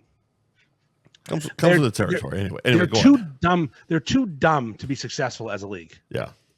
So they have this girl who's really good at basketball. Everyone likes. What's her name? Instead of embracing that, you just treat her like fucking shit. Oh, that one. Yes. So fast forward to this maybe Thursday or Friday. Caitlin Clark's playing against another team, and she gets cheap shotted, like whacked in the face. Mm-hmm. Girl fucking, scratches her in the eye. Giving her the business. As she's pulling away, another girl shoves her and knocks her to the ground. All right. So they're assaulting poor Caitlin. All right. Man up. But Caitlin walks away because she's got, she's the face of the league. She's not there to fight.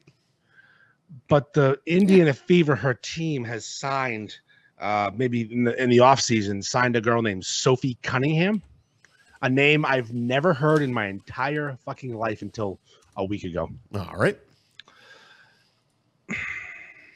She is beautiful, gorgeous woman, gorgeous blonde woman.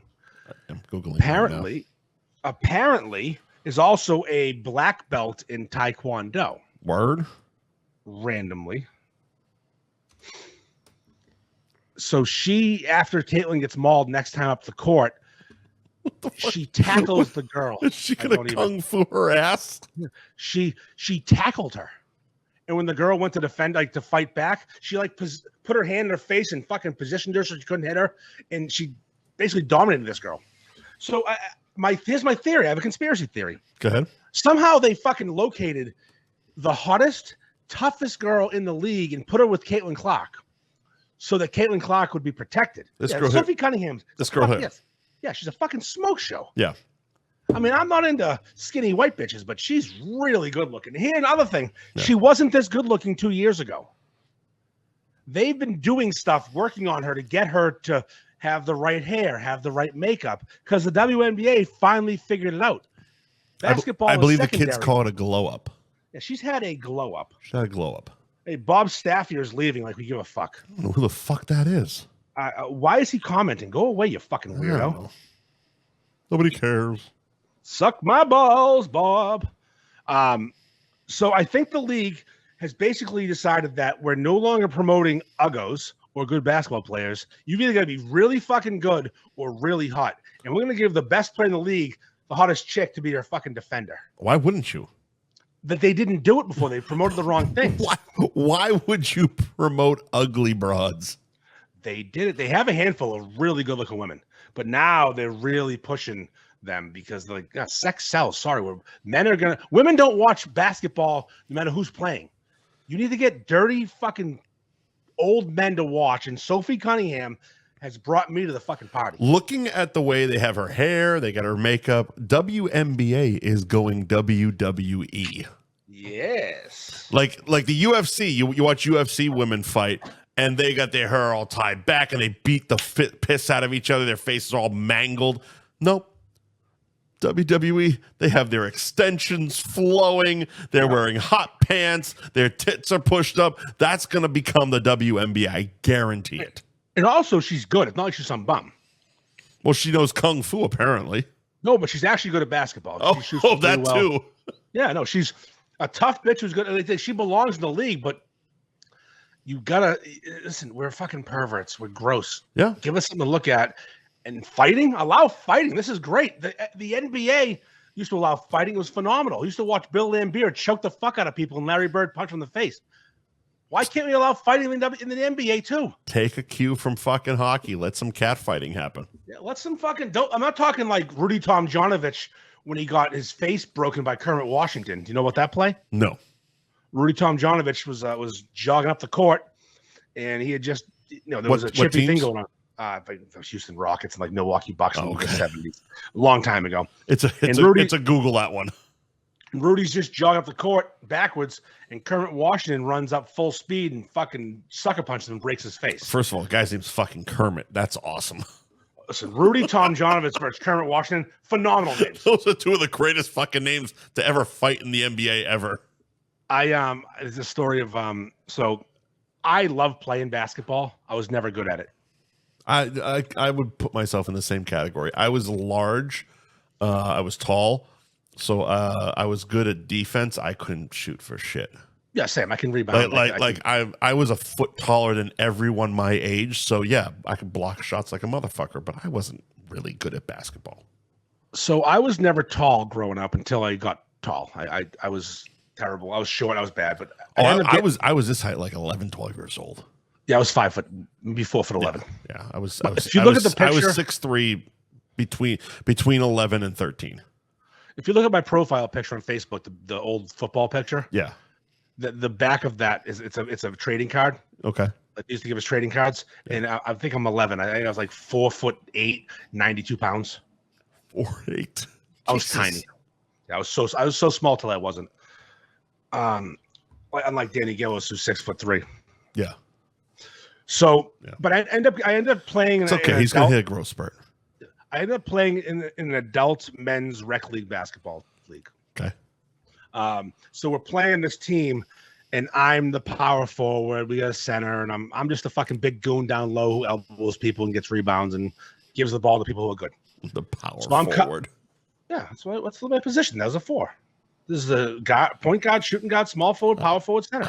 I was the 4. I know my position. So I lined up in a certain spot in the tip-off. Well, anyways, we ended up playing like Peabody High's all-stars from the last 5 years. All these kids who were in college, just graduated college, and they're fucking killing us. Yeah. They are making us look like absolute fools, and I'm getting a little annoyed. I'm a poor sport. I'm not really appreciating this beating. Yeah, no but shit. again, here's what happened. The kid dunked on me. Yeah.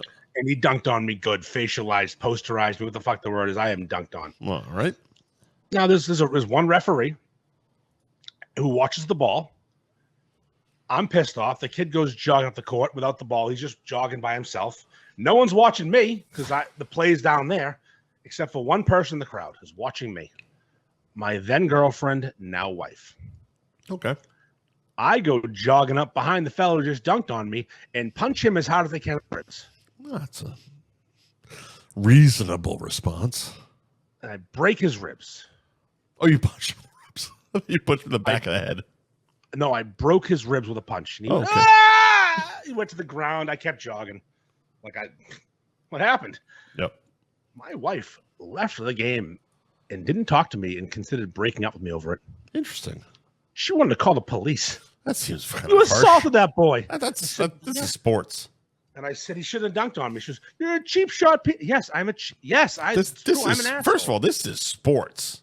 You need to come. This is why you're here to watch me be aggressive and dominate other men. That's what's supposed to get you hot. The problem is I just assaulted him. I didn't dominate him. I didn't dunk over him. I punched him. Hey.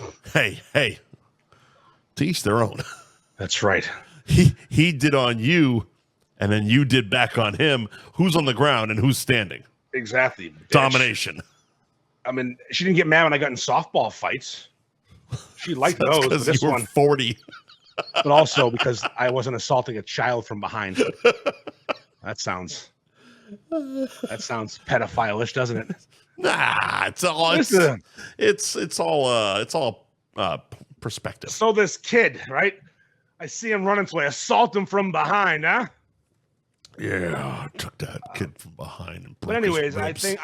I think there's some tomfoolery afoot in the WNBA, and I'm here for it. I hope they go full kung fu with her, like unleash the black belt. Do you remember during the football season, the Philadelphia Eagles had these two young white players? I think one was a wide receiver, one was a defensive back, or they were both defensive backs. I don't, but let's go. Keep going. And Barstool Sports called them the Exciting Whites. I definitely don't. And they made a T-shirt that said Exciting Whites, and it's their faces. How has Sonny not covered these fuckers? It's great. So was it last year? It was this past year, right? Oh, then they're definitely in the Sonny season. Yeah, this is just this past season. Excitable whites. The exciting whites. So Barstool just had a new T-shirt made for the Indiana Fever. Sophie Cunningham, Caitlin Clark, and there's a third girl who's also quite attractive. I forget her name. Mm-hmm. Now they're Tres Leches. That's pretty good. It's pretty good. I gotta give them credit when they're good. That's pretty fucking good. And they got Sophie Cunningham to wear the shirt into the walk-in. So like they're gonna sell 1 million shirts now. 1 billion. The hottest one wearing the Tres Leches shirts. Well, here's the thing. Like they can position this any way they want to. Not all the girls are getting Caitlin Clark money. So yes, Barstool has a prime in to get all these girls to wear their shit. It's like, look, you're making like 15 grand a year. Here's a shirt. We'll give you we'll double your salary. How about that? They do pay these girls shit, and the WNBA loses money. 100%. But like Caitlin Clark came in with millions. Yes, and she had sponsors, and she's still the real deal. She's like not Ice Cube was throwing money at her, for fuck's sake. He was trying to. Yeah, it was funny. There's a video. You might have seen this video. It went viral.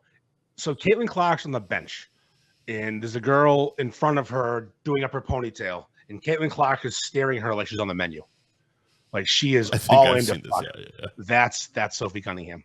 Oh, okay. Yeah. 3 weeks ago, Caitlin Clark. We talked about her on the show. Okay, yes. we talked about that video at least on the show. Yeah. And Caitlin Clark's biting her lip and staring at her like she's ready to fuck. And now all of a sudden, so now we know why she was brought over. Not only for a little bit of defense and kung fu action, but a little bit of cunt fu action. Oh, maybe a little scissoring, if you will. Oh, scissor me timbers. We should do an ad for a cunt fu company. I believe we should do an ad for Gary right about now. Oh, I can do that. Speaking of cunt fu. Speaking of scissoring, me and Gary, he wasn't there yesterday at that tournament. He should have been. He usually wins these things. Usually eats these goddamn things. The Gary Girolamo group of Cross Country Mortgage at Buy and Refi on Instagram. Yeah. At buywithgary.com. Is that the right website there, sir? Buywithgary.com, yes. So here's the thing. We are in it. We're fucking in it right now. We are in real estate season. Houses are flying off the fucking market. People are saying, fuck this. I'm buying a house. The rates are what they are. The key to the mortgage industry right now is service. Who provides the best service? Gary Girolamo in the squad will service you better than anyone. Reach arounds, fingers in the butt, whatever you need, whatever you're into. The Girolamo group, they will put at least 3 digits in your asshole. They'll suck you, they'll fuck you, they'll whine you, they'll dine you, they'll 69 you, and they'll get you the best fucking mortgage rates as good as anyone else. And the key to their thing is their service. Oh, boy, will Gary service you. He's a spinner. He'll sit right on that thing and spin. Little spinner. Little spinner, little fella. He's a big fan of winning golf tournaments and winning your business. Mm-hmm. And if you pay him enough, he'll say he's a virgin and you can lose his virginity. It's amazing. He's still tight. It's like an elastic butthole. Good for him. Congrats, though. Good for him. So Gary Girolamo group of Cross Country Mortgage at Buy and Refi on Instagram. Slide into those DMs. Get a rate quote. Buy a house, you fucking loser. Get out of your parents' house. You fucking loser. And don't go on your own fucking platform and beg for free shit. Buy your own fucking dishwasher and get your rate quote. You fucking loser. Look at that fucking sunflower website with fucking Gary's face. He's so cute. Little Gary. Fucking little spinner. Adorable. Little spinner. He does not look how old he is. He looks like he's 14 in that picture. He really does. And my boy Gary he's in his 30s. He's not 14. Gary Girolamo Group at Cross Country Mortgage. Buy and Refi with Gary.com again is the website. Buy and Refi on Instagram. Hit him up for that rate quote. Ben Franklin Print Company, 177 North Main Street in Middleton. BenFranklinPrintCo.com is the website, and BenFranklin_PrintCo is the Instagram. Of course, you get 10% off your first order when you mention F Buddies. You can go right to their website. Hold on. Yeah. You don't get 10% off every order if you mention F Buddies, and 10% off every order if you mention Pulling the Cork. Nope. Like some cunts think that they do. They mention everybody. Nope. And they get it for free eventually when they make Joe write up this huge estimate and do all this artwork for him and then hire someone else. instead to do it, and then recommend Joe in comments like you use them, so you can act like you're not a fucking fraud and you use a local guy. He stinks. Because that's my favorite. I'm gonna have Joe write up a whole quote for me. I'm gonna have him price it out for me, do artwork for me for free. Do the artwork. That's insane. Yep. And then I'm gonna get it made by somebody else, a shit quality place because they're a little cheaper. But then I'm gonna act like I use Joe because that makes me popular amongst the people. Which also shames Joe. Yeah, because your shirts are shit. Yeah, so yeah, you buy shit shirts. But you act like Joe made your stuff because Joe makes it the highest quality, like this shirt here I'm wearing, the pulling the cork golf shirt. And then you don't have just the fraud level on every fucking direction. Oh, such a fraud. So fake. He stinks. Fucking Gumptown. He stinks. Yeah. Anyway, you can go right to Joe's website at benfranklinprintco.com. Get a quote. And yeah, look. We just explained how to do it. you hit get a quote, you price out what you need. You're looking for shirts, looking for vinyl graphics, looking for a window treatment, fucking wrap a truck, wrap a boat motor, how about a coffin, maybe even your cock. If you need a fucking e-commerce site because you don't know how to sell your own shit, Joe will do it for you. Just go to benfranklinprintco.com and hit the get a quote button, and they will take care of all of that for you. Yes. Agreed.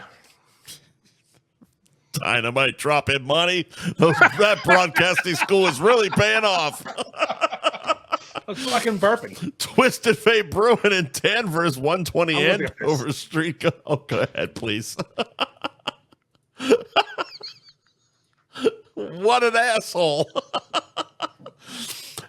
Twisted Fate Brewing in Danvers, 120 Andover Street. That's Route 114 in Danvers. If you go to their website, twistedfatebrewing.com, click on Find Our Beer, and you can find out what liquor stores are selling Twisted Fate and what bars pouring Twisted Fate. Of course, their Instagram is Twisted Fate Brewing. For their tap room hours, and of course, progress on their second location coming to Suffolk Downs soon. Big weekend coming up for Twisted Fate Brewing and our boys over at Pulling the Cork.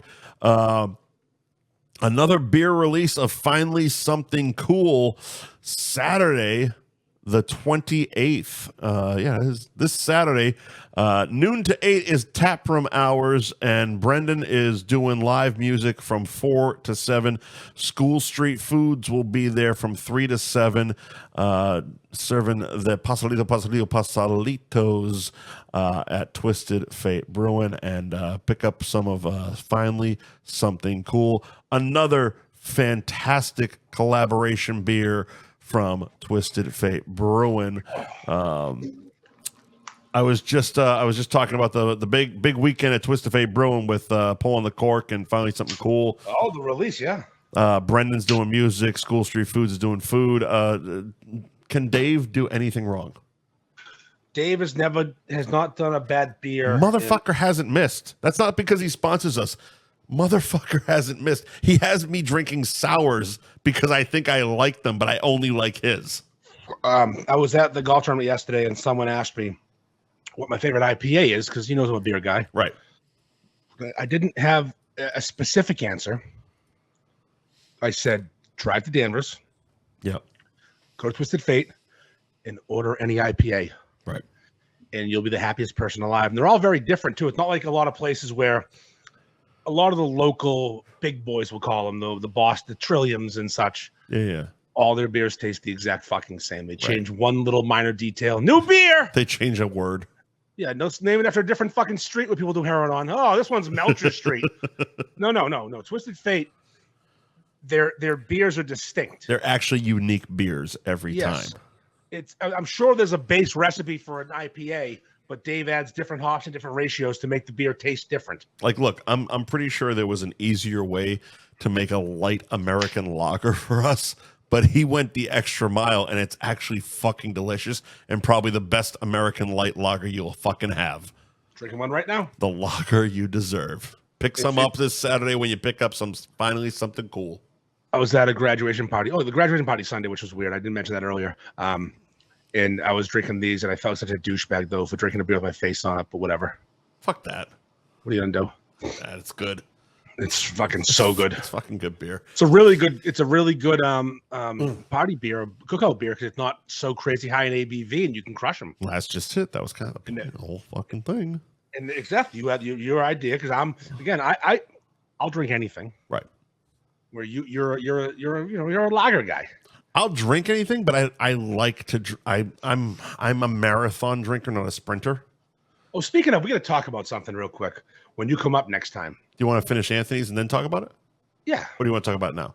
Oh, just real quick. You need to learn to not drink Coastal Mass fucking whatever it was at the same pace you drink Coors Lights. That's the problem I have. I can't. I can't. Didn't drink Coors Lights. I fucking can't, pal. I just remember we were at Double Bull, and I had one heavy you downshifted to Bud Light. Yeah, and I'm the IPA guy, and you're over there going, "Give me another one." Nope, I'm always just tap the glass. Give me another. God, especially if I'm not fucking driving. Fuck that shit. It was just funny. I'm like, Jesus, Mike doesn't even like. I know you like them, but you know, I like those beers. Yeah, but she's 8%. Give me another 22. Yeah, 22 ounce of 8% alcohol every 4 minutes till I die. Basically, give us a pitcher. Every 30 minutes, bring a pitcher until one of us passes out, and then bring one every 15 minutes. There you go. Is that pretty much the line from Back to School? Mm-hmm. I don't know if it's the time's right, but that's pretty they did that, and then they did something similar in Wolf of Wall Street with martinis. I forget the time frame, but Anthony's roast beef in Tewksbury closed today because of the heat. 1921 Main Street in Tewksbury. Anthony's Tewksbury.com is the website. They're closed today because of the heat safety alert. Wow, they even updated their fucking website. Good on them. Adam's a crafty fellow. I opened the website. Big fucking. I'm gonna try to pop this fucker up here. Let me see. There we go. Closed Tuesday, June 24th. Heat safety alert. Yeah, it's hot. Did it fuck go up? No, it didn't. There it is. I dined al fresco today. Where'd you go? I went to Rockport to get a lobster roll with my kid. Right, you did. We sat outside. Look at that. Under a shade. What a fucking gem. That's pretty good, though. That's fucking, yeah. That's pretty fucking good. Most people wouldn't touch their website on days like this. Nope. But yeah, on days where it's not oppressively hot, oppressively, yeah, works. That's the right word.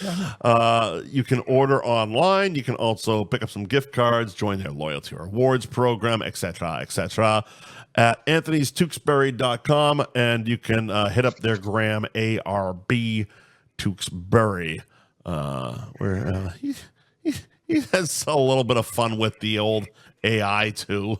Oh yeah, they don't fuck around. No, they absolutely don't. Adam's a real gem. Yep, and I see that one I expected. The close today on Instagram I fucking expected. Yes, of course, that's easy. That's 1 second. The website I was like, oh fuck, okay, fair fucks, man. Good on them. They're making a good choice for their employees themselves. You know, you don't be greedy. Just fucking close up for the day. It's hot. Shut it down. My WT forecast, told me to shut it down today. To blow you out your ass. Yeah, blow it out your ass, Uncle Roman.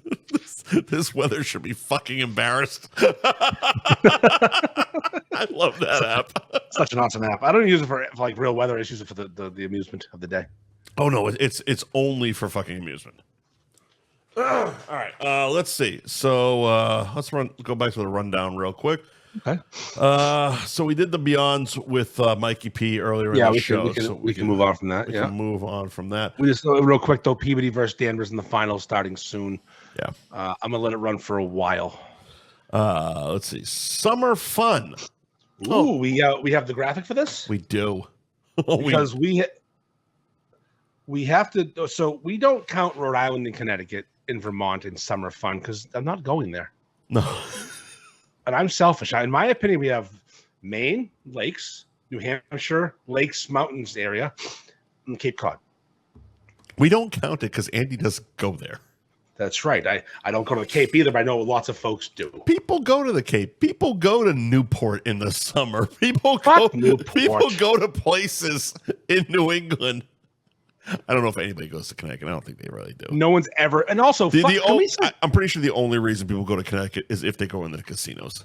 Can we just can we get rid of Connecticut from New England? We don't want them. We don't want you in our. We don't count you. You don't fucking matter. More than half of you are New Yorkers anyway. Yeah, they're part of the tri-state area. Enjoy it. Root for the fucking Nets. Root for the fucking Jets, the Giants, and go fuck yourself. Exactly. We don't count you. In Vermont, oh great, go fucking hide in the woods and smoke weed and eat ice cream. I completely forgot they existed. They don't exist. So we chose. I chose. They should be fucking Canada. I mean, also, although Rhode Island does allow full touch strip clubs, so let's accept that as greatness. Fair. But they also just stopped having children at strip clubs like 10 years ago. You know, I should have left them in because they also allow roadkill to be eaten. Rhode Island is just their whole subcategory altogether. Yeah, they're their own place. They're great. Like they wouldn't even need any of this shit. It's just like, oh yeah, full touch strip clubs, roadkill fucking eating. It's a mess. It's an absolute mess. You know, I'll do a one-off for Rhode Island. I feel bad. All right. Just things they allow. Good. Do they allow weed in Rhode Island? I don't know. They don't have rules. Fireworks, weed. All right. know. So we did Mass, Maine, New Hampshire, and this is the 4 categories that we decided to see the most important categories for my summer fun. Marijuana, fireworks. Mine. I love that. Right. Fuck it. It's my summer fun. Marijuana, fireworks, one-stop beer, wine, and booze. I'm big on one-stop beer, wine, and booze. Yep. And state-run liquor stores can fuck themselves. Yep. Massachusetts, weed is allowed. Fireworks aren't allowed. No. One-stop booze, beer, and wine. Yeah, buddy, we get packies. Yep. Has beer infiltrated supermarkets yet in Mass? Some. Okay. The Stop and Shop in Danvers does have beer. Okay. Not common, but Trader Joe's has beer. Some Whole Foods have beer. It's just not. It's not everywhere. No, it's a city-to-city thing. Okay. A lot of cities have one license. You can't pull into a gas station and grab beer. No, again, some you can. Like there's one in Danvers down the street from my house. Gas station, beer and wine. Interesting. Okay. But again, there's a separate. You can do a beer and wine license or a full liquor license. What are the rules? What are the rules? They're confusing, which is why we have the guide. Yeah. So we have packies. Yeah. And you can buy all the things. And we don't have state-run booze. You don't need to go fucking to the government and buy a bottle of fucking vodka. Okay. Yeah. Mass is okay. Mass, well, it's okay. It's okay. Fine, it's okay. We like the weed. We like the liquor stores. The fireworks thing. I like watching fireworks. I don't do them. I want to keep all my limbs and all my fingers. Yeah. I'm gonna skip to New Hampshire real quick because we're gonna go back. We're gonna go to the winter last. Yes. New Hampshire. The live free or fucking die state doesn't allow weed. They stink. What planet are you on? They do allow fireworks, so you can lose a finger if you want. Mm-hmm. Love it. You can't go to one place and buy beer, wine, and booze. Right. It doesn't exist. Because the state-run liquor and wine outlet sells the booze and the wine. Right. The gas stations sell the beer. Right.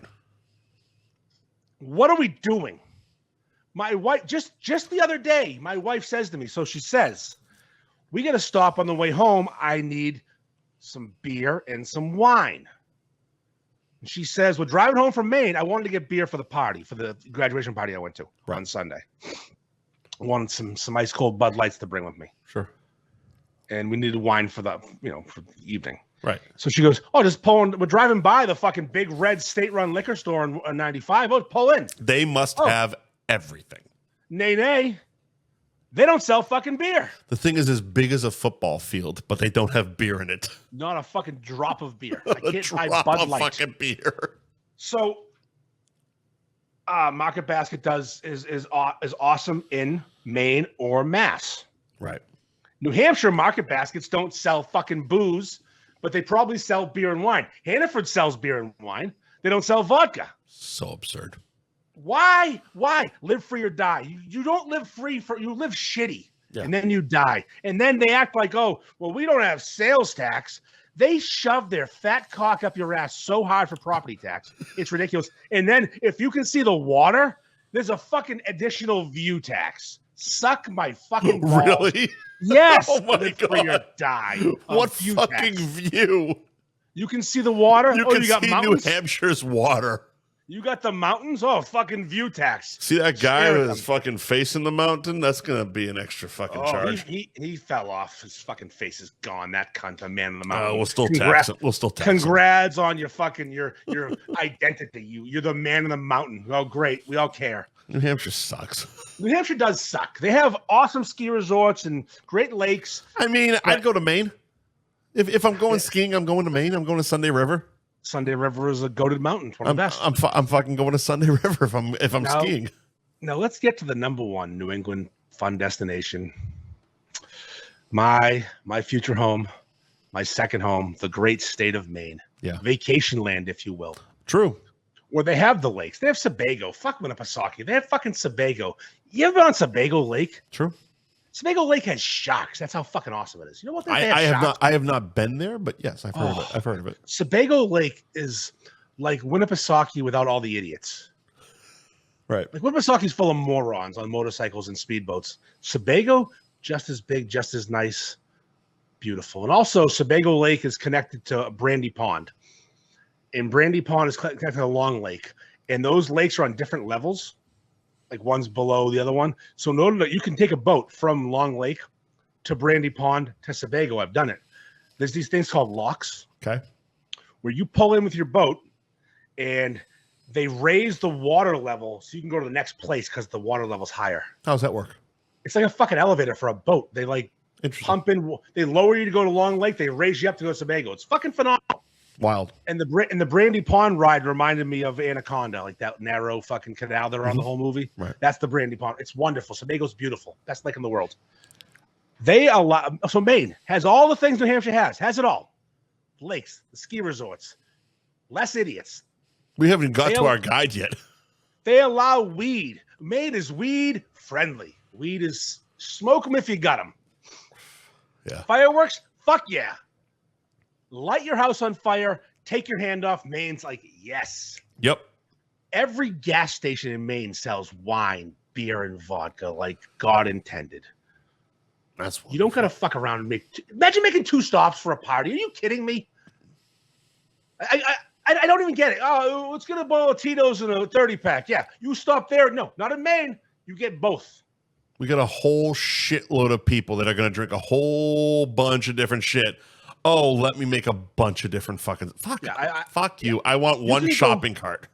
There's a place that I go to sometimes in Maine if I'm heading to this restaurant that's like half an hour from my house.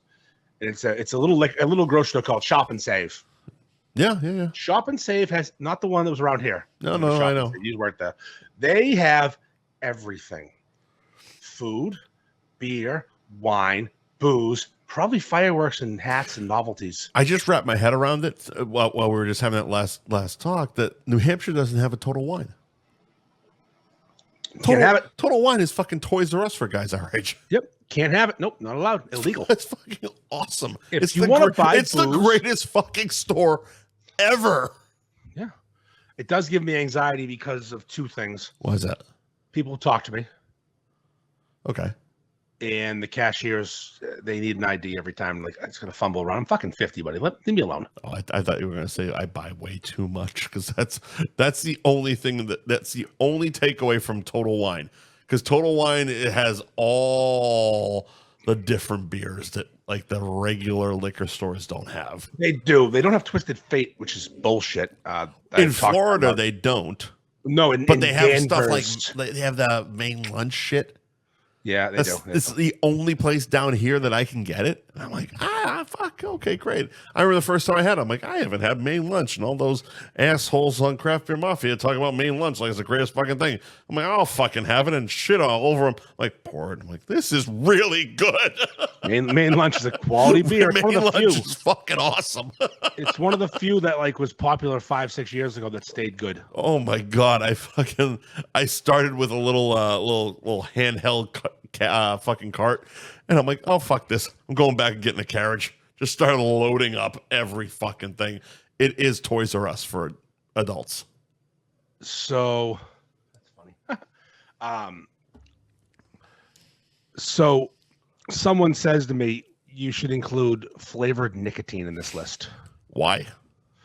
Because it's not available in mass. We only do straight.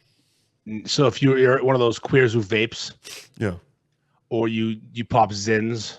What's a Zin? It's a nicotine pouch. That's all the rage right now. Everyone does it. Like a dip pouch? No, because you don't have to spit and all that stuff. It's just a regular. You swallow it.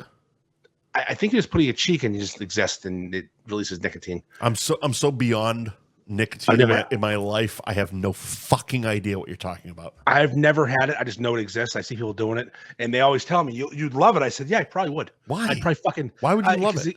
It gives you like a high. It gets you. It's nicotine. What is it? It's a nicotine. I smoked cigarettes for fucking years. Nicotine. People that said they fucking. I got high off of a cigarette. Shut up. So a friend of ours, a good friend of ours, one of the Pull in the Court Big boys, fucking. Shut up. He's a drunk cig guy. You know those people that quit smoking, but when they get hammered, they'll pop a cig. Sweet. He decided to try a Zin one night when he was drunk, and then now he's into Zins big time. Oh my God. Everyone loves the Zins. Mike, you have no idea how huge they are. But around here, you can. I've heard of them. That's how big they are. I don't want to know about them, and I've heard of them, and it seems ridiculous. So it's literally it's like those, like I said, like the old dip tea bag pouches. Yes. It's basically all the addictive things about dip pouch minus the tobacco. Minus the tobacco. Oh, my boy Fitzy just joined. We were talking about him. Oh my God Almighty! Really? Zins are really huge, right? And I'm Mike. You have no idea how big Zins are. Everyone does. Everyone's either vaping or zinning. I have enough addictions. A mass doesn't allow flavored anything, so you can't get like a peach flavored Zin or a fucking spearmint Zin. I didn't understand nicotine vapes to begin with because I had quit smoking years before vapes became a thing. So it was one of those things like. Just smoke cigarettes, or cigarettes are gross. They smell terrible. Well, cigarettes are awful. This doesn't seem better. It's not, but it's more clean, and people don't judge you for it. It's a nice way to get the nicotine. So in your it's system. Socially acceptable. Yeah, it's nicotine in your system. You don't stink. But here's a fun fact: you look cooler if you smoke cigarettes. Well, yes, but they're also. I think these Zins. You got a neon pink fucking pager with blinking lights all over. Okay, that's fucking awesome.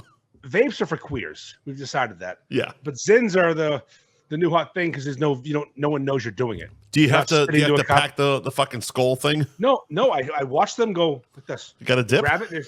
They put it in their mouth, and I don't see them spitting. I don't see anything. You don't even know they're doing it. They're getting that nicotine buzz that everybody craves. Quit. Quit. It seems stupid. I've never done. I told you I've never smoked a cigarette. Here's the thing. Nicotine, I understand, is an addiction. I get it. It's the most. But calling it a buzz, saying you get buzzed off nicotine after you've had literally one beer in your life, false.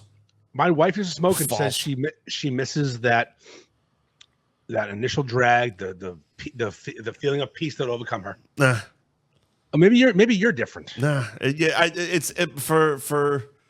For cigarettes, it's like this. Like my fingers occasionally will still go, and it's I don't know. It's there was no high. I never got high off cigarettes. People say they do. I don't know. Again, I never got that. And I know people have said it. I've heard people say it to me personally. Like, oh, I love that nicotine high. I'm like, what the fuck are you talking about? The only thing I've ever done nicotine wise was probably a handful of cigars, and I'm not even sure if they have nicotine. They don't. And I've smoked cigars. You also don't inhale cigars, so you're not. Maybe you don't. All right. Inhale cigars and then turn green and puke at a golf course. I've done that before. Well, that's also completely on you. Yeah, I'm an idiot. I'm not to smoke things. I don't know how to smoke shit. I don't do nicotine. Yeah, no. I don't. Just quit.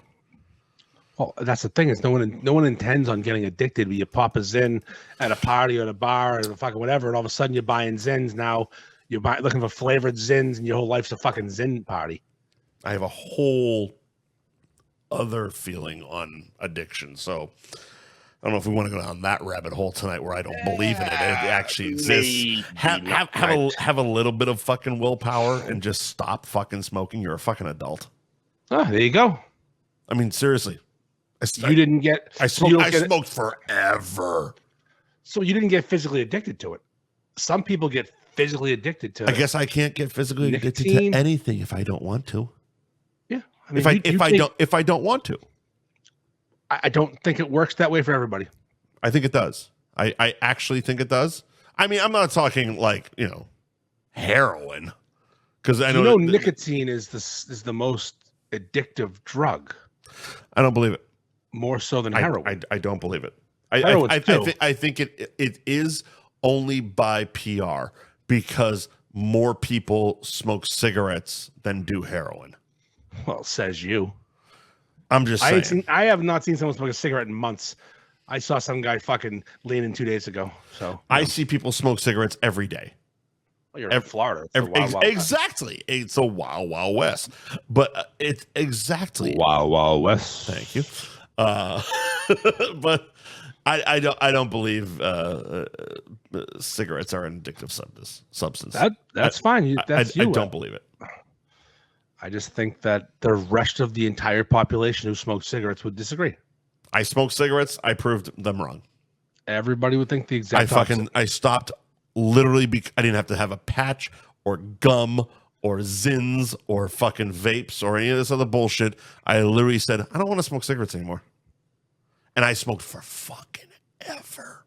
I think you're different. I started when I was like between 10 and 12. Mike's built different. He doesn't get between 10 and 12, smoked until 2004, 2005. I stopped. I was like, I don't want to smoke anymore. Smoking's kind of dumb right now. Well, smoking's awful. It's not good for you. No. Spoiler alert. Anyway, so back to the topic at hand. Maine's the GOAT. Mass is okay. New Hampshire sucks. Yeah, basically. Yeah, that's it. Maine's the number one state in New England. We're going to give Rhode Island their own separate category. All the things you can do in Rhode Island you can't do anywhere else, including eat roadkill and fully touched strippers. You can eat roadkill and fully touched strippers. We drove by on the way to Rockport today, me and my kid. We drove by a man on 128 on the phone and a dead deer next to his car. Was he carving it up?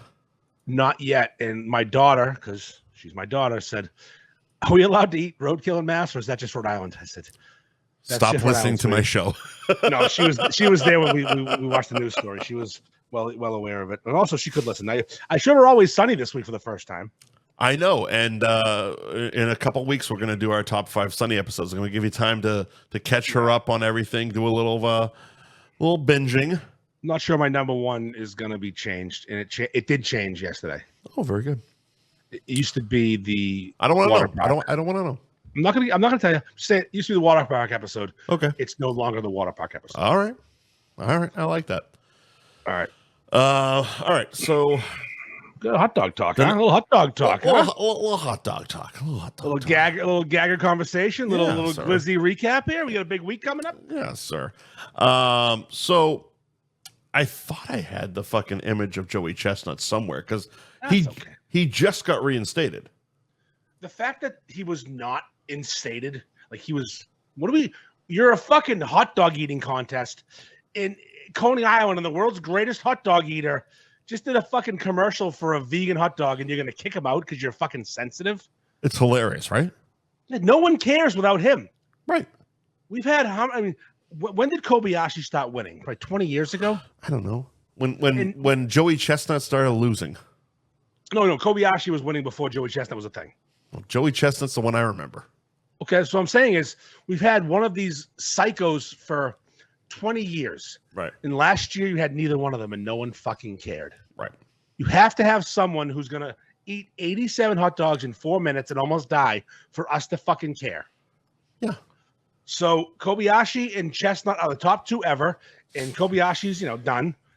We got Joey, and you're going to tell him to stay home? Fuck you. So was that thing on Netflix? Was that like his swan song? Yeah, I just think he did it for money. He wasn't doing the Nathan's one anymore. Oh, okay. I didn't know that. He hasn't done that in like 5 or 10 years. No, he stopped a while ago because Joey just kept killing him. Yeah. He's not gonna. He's not He's not gonna gonna be keep like losing. Yeah, he's a fucking Mount Rushmore hot dog eater. He's one of the best. So you got Joey back, and all is right in the world. Now, also in Hot Dog Talk, which might be the name of the show, Hot Dog Talk. There was a discussion in, I believe it was the hot dog group. North Shore Hot Dog Sluts, yes. The hot dog sluts group, yeah. Mm-hmm. Someone asked what happened to Eddie Andelman's hot dog safari. Yeah. And the jokes of what happened obviously start firing out because it's that group. But you said something that I couldn't get my head wrapped around, that kids watched a horse get shot at one of them. Yes, that is a fact. Tell the story, please. I'm going to say the year was probably 2007, maybe. All right. 2008, around that time. The reason I think that is I had a small child in a stroller. Okay. My daughter was born in 2007, so probably 2007 hot dog safari. I was a big hot dog safari guy. All right. Loved going to the Eddie Edelman Fan and Gourmet Hot Dog Safari. Love unlimited food for a ticket. They put on good events. I was a big big fan of the barbecue events they did. Yeah. And you go to Suffolk Downs, you bet on the fucking ponies, eat hot dogs. I'd go to Harrow's Chicken Pie, eat the fucking samples. Yep. And number one hot dog every year was Kelly's. Shout out to Kelly's, best hot dog in all the land. Their bun was unrivaled. Gary, one of our listeners, did want you to follow up on last week's discussion of them possibly suing you. We just don't know. Have they quieted down? I've heard nothing since I was told I'm getting sued. Listen. I literally told them any lawyer worth their salt would be like, shut the fuck up and let it go. Yeah, piss me off. I'm the guy that pissed off. Seriously. I don't go fucking ballistic. Start suing people for negative reviews. You're not the ones. No. We talked about during the Mikey P segment. I'm up to, I guess, something else going on right now that's not good. Oh. Well, I can't talk about it now. Oh no, the sound was fucked up. So I'm not sure you heard me, but yeah, someone, a food show has told me I'm a persona non grata. You did say that, but not Phantom. Because you said it wasn't them. You literally said it wasn't them. Fuck, I did. Okay. Yeah, you did. No, it wasn't them. No. Okay. No, I won't out them because I want to get on. Look, I don't mind you talking to Scott. I just don't give him money. Trust me. Well, just don't give him fucking money, man. I don't mind you reaching out for a little extra fucking promotion. A little bigger than Scott, which is everybody, but a little bigger, a little larger. Producer did reach out. Oh, okay, and said, "Go fuck yourself." Said, "Yeah, we checked out your content." No. Okay. No. It happens. It took a really big swing to it. It didn't feel good to be told no. That happens. Can't wait to see the episode that I'm not in, though. It's gonna be exciting. Oh, are they doing a beef episode? Really? Yeah, I gave him the idea. Really? Simple. Fuck. Listen, I'm fighting for the good fight to stay in. Fucking Billy and Jenny are doing a beef episode? I was on Chronicle. Exactly. Oh, no, I didn't say local. Definitely didn't mention local. All right. Well, fuck them. We'll say. I really hope it comes together because it's a big step up. I took a huge swing, and it wasn't Billy and. You have to take those swings, right? Always take the swings. So, anyways, back to the Napoleon Dynamite opening scene of a fucking child watching an animal get shot in the face. I'm at one of the hot dog safaris 15, 17 years ago, whatever it was, and they got fucking half-ass pro wrestling going on. Horses are racing. I'm necking dogs, drinking beers. Fantastic day. Best day ever. Got my little fucking nephew, little fat nephew Mikey with me. He's not fat anymore, but he was when he was a kid. Looked like Bobby Hill. He's walking around just necking fucking dogs, eating slushes, pushing my daughter in a carriage. And then a horse takes a fucking spill on the track.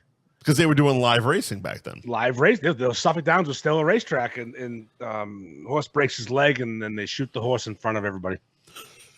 That's wild. The fact that they didn't take it somewhere private.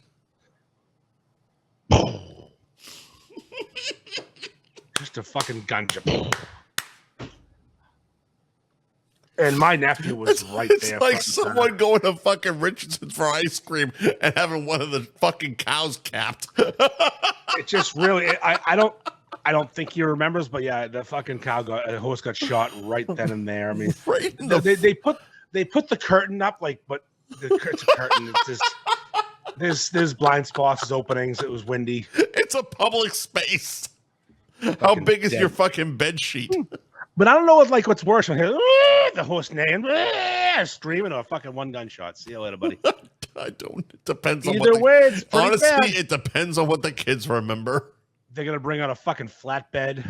Oh, Jesus Christ. Load them on it, dead and bleeding. See, that's the aftermath is always the bad part. And they're gonna drive on the track and then rake the track because it's no longer smooth and fair. No, it's full of brain. They're gonna bring that machine that rakes it out and takes the brain matter with it. It's a real situation.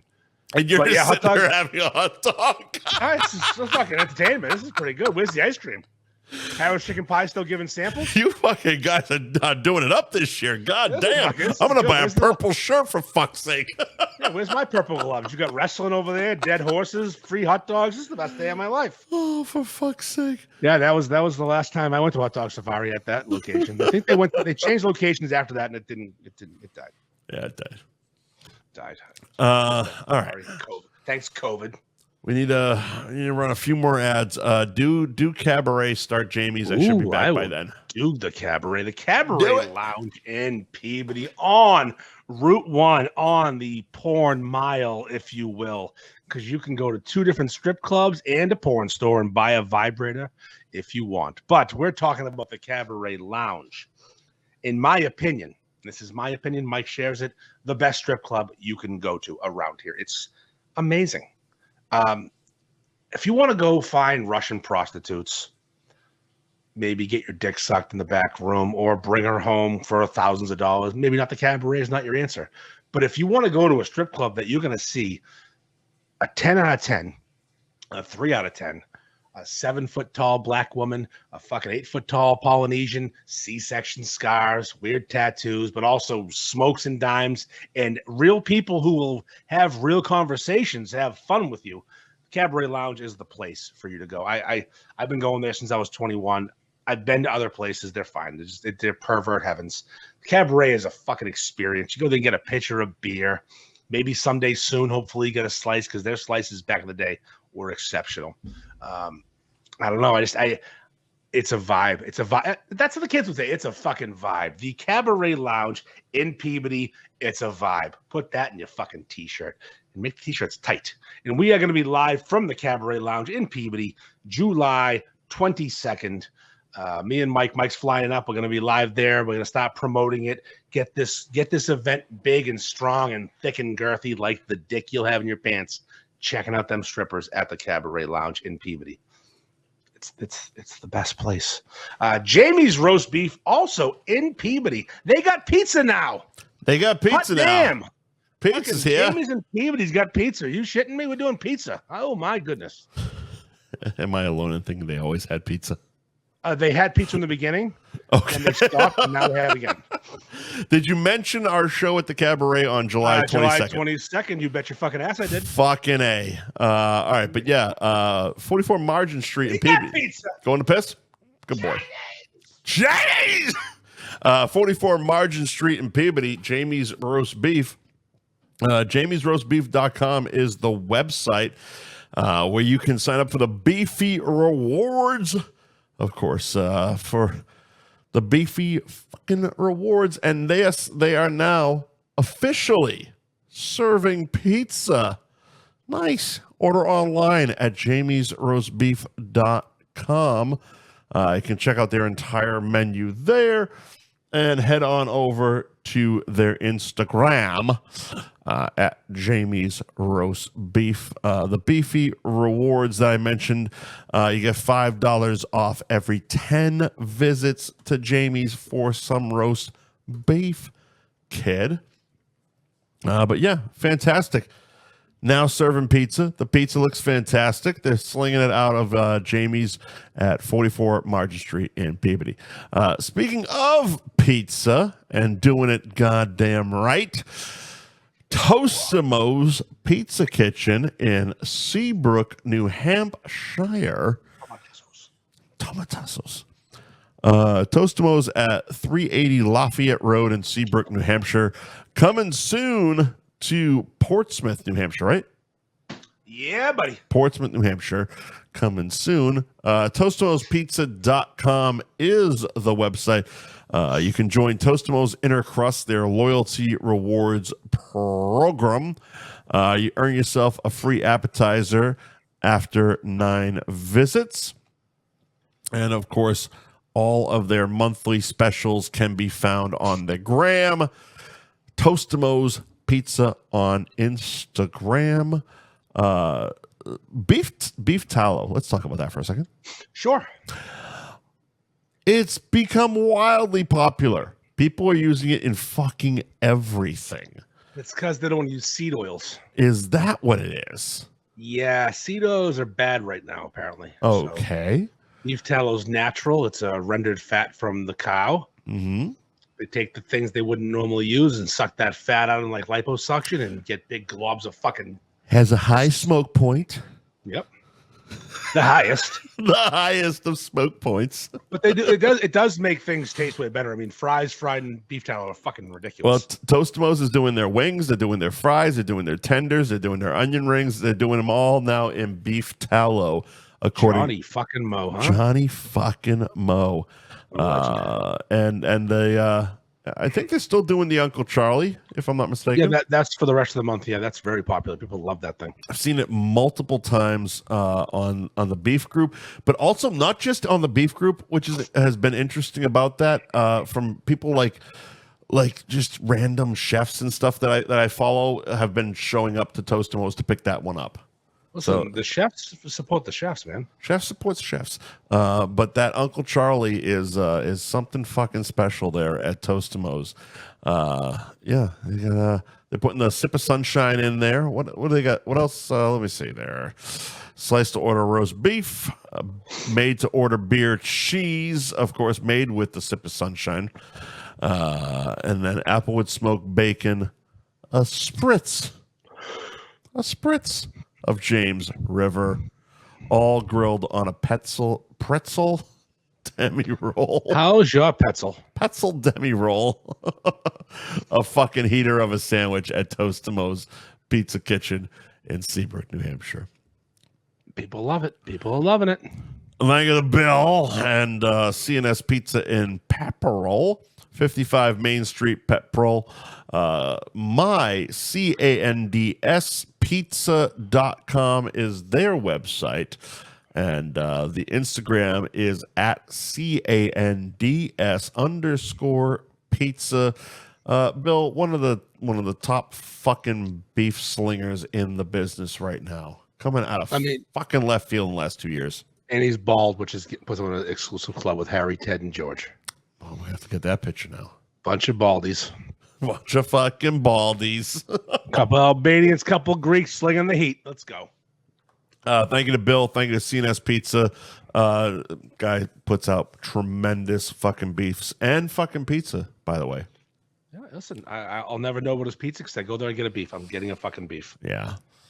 But CNS Pizza in Pepperell, 55 Main Street in Pepperell. Head on up, and yeah, I mean the beefs are taking over. it's CNS CNS Pizza, but the beefs have taken the fuck over. C&S Beefs.com. Basically. Yeah. All right, let's see. Oh, we got next on the You're rundown. gonna get some Karen Reed talk real quick. We'll bang this out real quick because that skank's free. She is. They finally did it. They finally come up with the right fucking verdict. The evidence was so clear that she didn't do it, or they couldn't prove she did it. And they've been grasping at straws for years to say, "Oh, no, she hit him with her car, and that's how he died." Even though other people like Mikey P said we're Googling how long it takes to die in the fucking cold. How long has this case been going on? 3 years, 4 years, maybe. It without Turtle Boy, she'd be in jail for the rest of her life. Yeah. I don't know why he chose this case to pay attention to. I don't know where it came from, but that dude is the reason she's out of jail right now because he got the publicity to say she didn't do it. Oh yes, my picture tastes like country.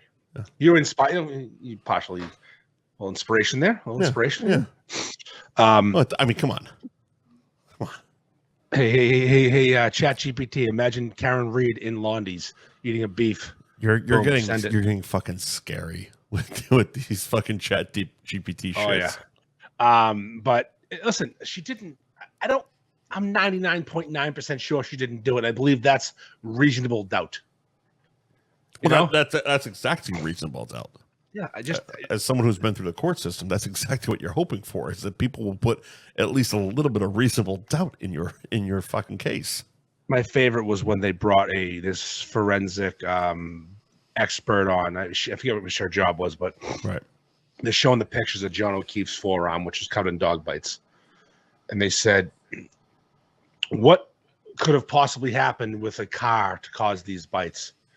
And she said, "Well, I didn't look into that because a car didn't cause those marks. Those are dog bites.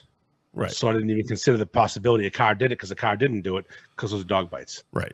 It's like you guys didn't prove dick. And I'm glad it's over. Here's the problem though, Mike. Here's the thing. White women, have made this their entire personality.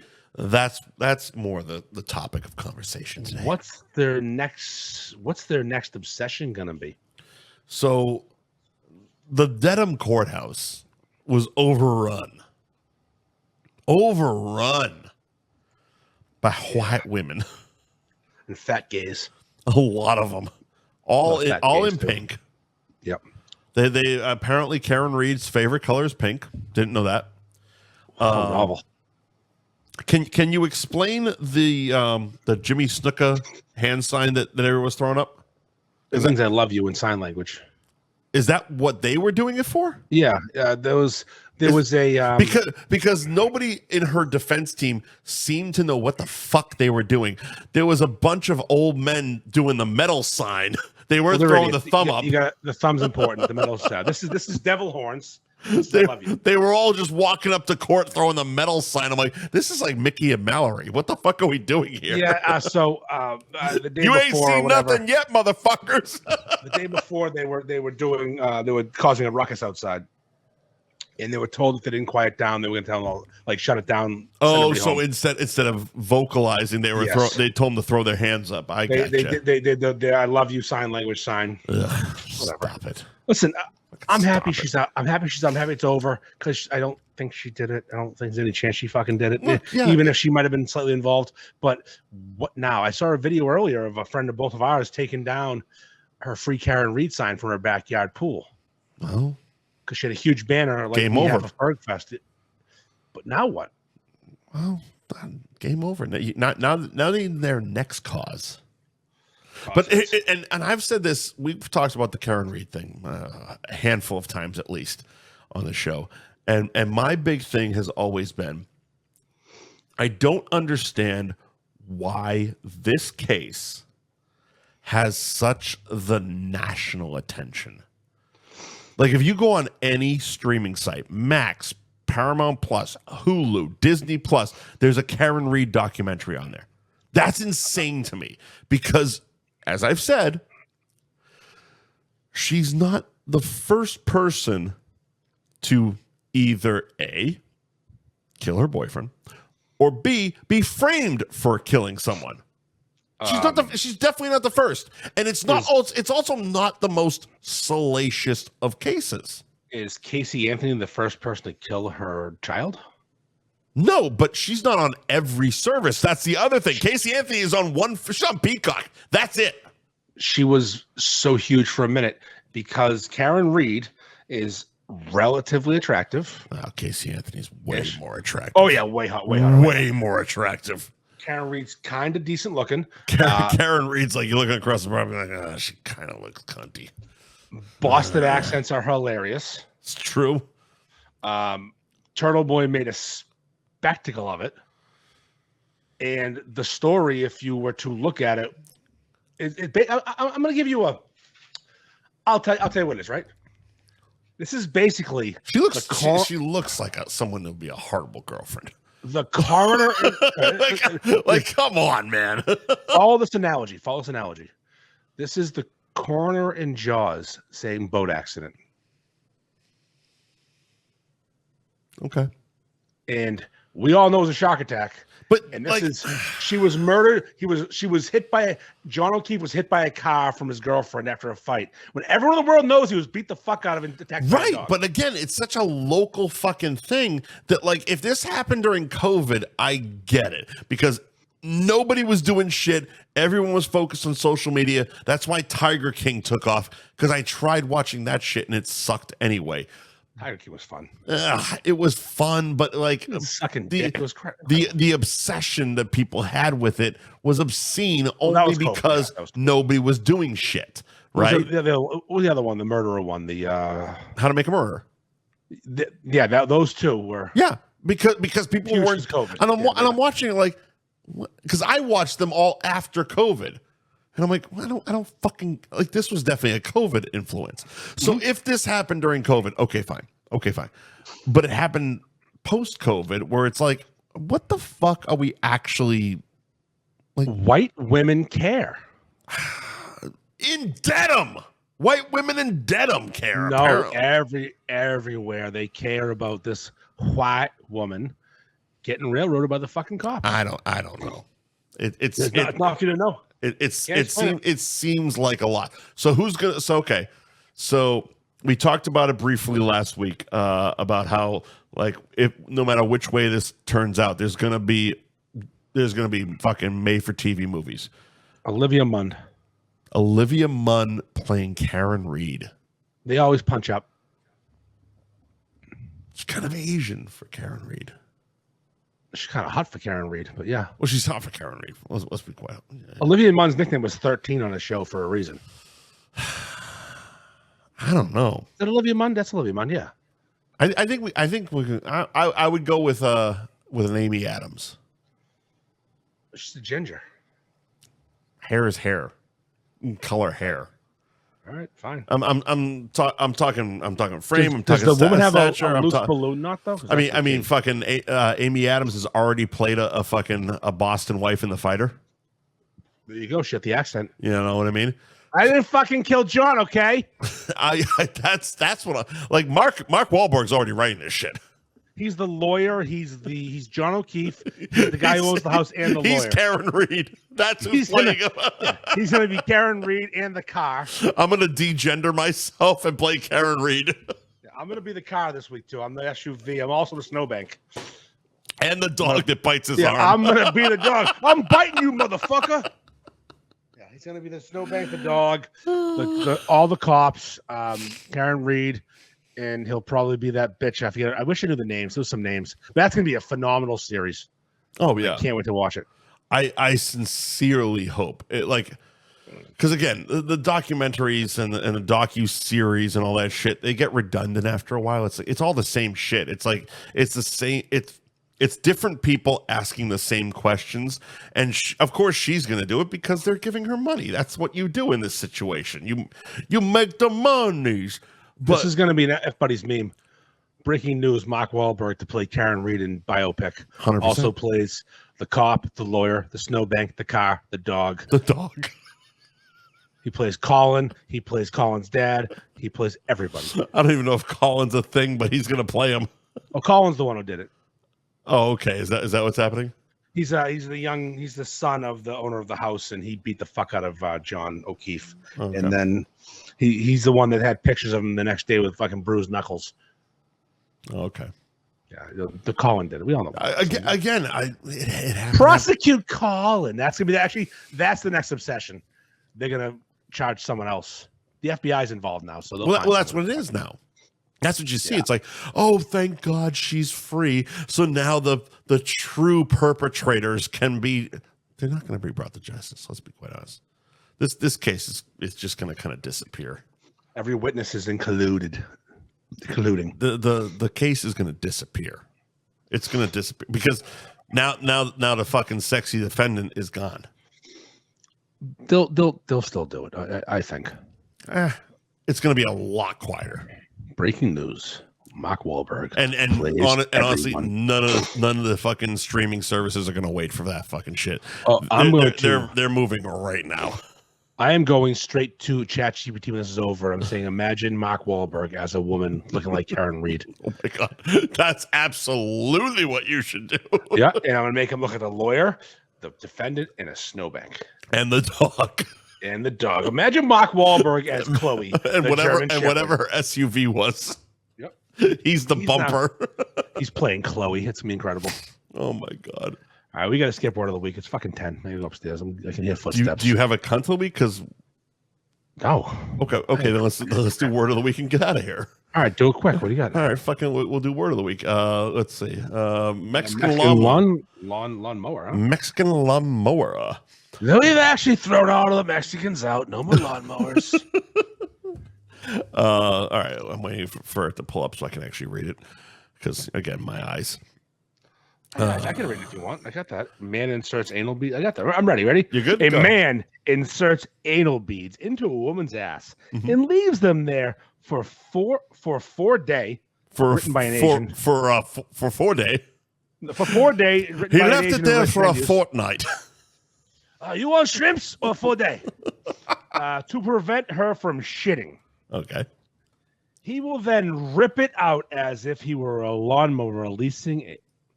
As if he was I'm gonna hold on. I'm gonna start read it phonetically. I'm gonna read it the way it needs to be read. No. Read it how it's written. A man. No. I'm gonna read it correctly. This is stupid. A man inserts anal beads into a woman's ass, then leaves them there for 4 days to prevent her from shitting. Yep. He will then rip it out of her ass like he's starting a lawnmower, releasing a fountain of shit. That's how it should be written. This is how it is written. I'm gonna read it now. I'm reading it phonetically. A man inserts anal beads into a woman's ass and then leaves them there for 4 days to prevent her from shitting. He will then rip it out as if it were a lawnmower, releasing a fountain of shit. Person 1, dude, why are you covered in shit? Person 2, me and my girlfriend did the Mexican lawnmower. Cool. You put what was that accent? Was that Asian? I don't know. Asian Mexican. Well, it was a Filipino. Are we sure Rich didn't write this himself? Rich, new term. Rich tarded. Rich tarded. Yeah, he did. He crushed it. That is it. Mexican lawnmower. Thank you to our sponsors this week: Gary Girolamo Group, Cross Country Mortgage, Ben Franklin Print Company in Middleton, Twisted Fate Brewing in Danvers, Anthony's Roast Beef and Pizza in Tewksbury, the world-famous Cabaret Lounge, Route 1 South in Peabody, where you will see us on July 22nd for a live show. Jamie's Roast Beef, now serving pizza in Peabody. Tostimo's Pizza Kitchen in Seabrook, New Hampshire, coming soon to Portsmouth, New Hampshire. And CNS Pizza and Roast Beef in Pepperell. Thank you, Bill. Andy, we're off next week. Yeah, we're off next week. So I'm in Maine for the week on my yearly vacation to the woods of Maine to watch my boat sink. And if you thought the video and audio quality was bad in the first part of the show, fuck doing it in Maine. No chance. You know, I'm looking at myself in the live feed, and I could use a Mexican lawnmower for my face. Yeah, comparison of a fucking beard I have right now. A little shot on the face. Ugh, I could fucking. I hate my fucking beard. It grows in so weird for the first 3 days. It looks all right at the 5, but then I get itchy. Just keep growing it, man. And they get itchy. Just keep doing it. Well, you got a whole week now. 7 full days. I'm gonna be in Maine for like 10 days. Fantastic. Good for you, sir. Because when you own the house, you don't need to worry about Saturday to Saturday. We go Friday to Sunday. Well, I mean, we haven't taken a day off in a while, so I mean, It's been a long while. You earned it. And I think it's a new round of things after this. It actually is. So we'll we should start finding some new sponsors. Take that week to find some new ones. You know, to we make that money. We could do that. Make a little bit of money. All right. So we'll see you in 2 weeks. 2 weeks. Weeks back here on F Buddies. See you, bitches. Go fuck yourselves.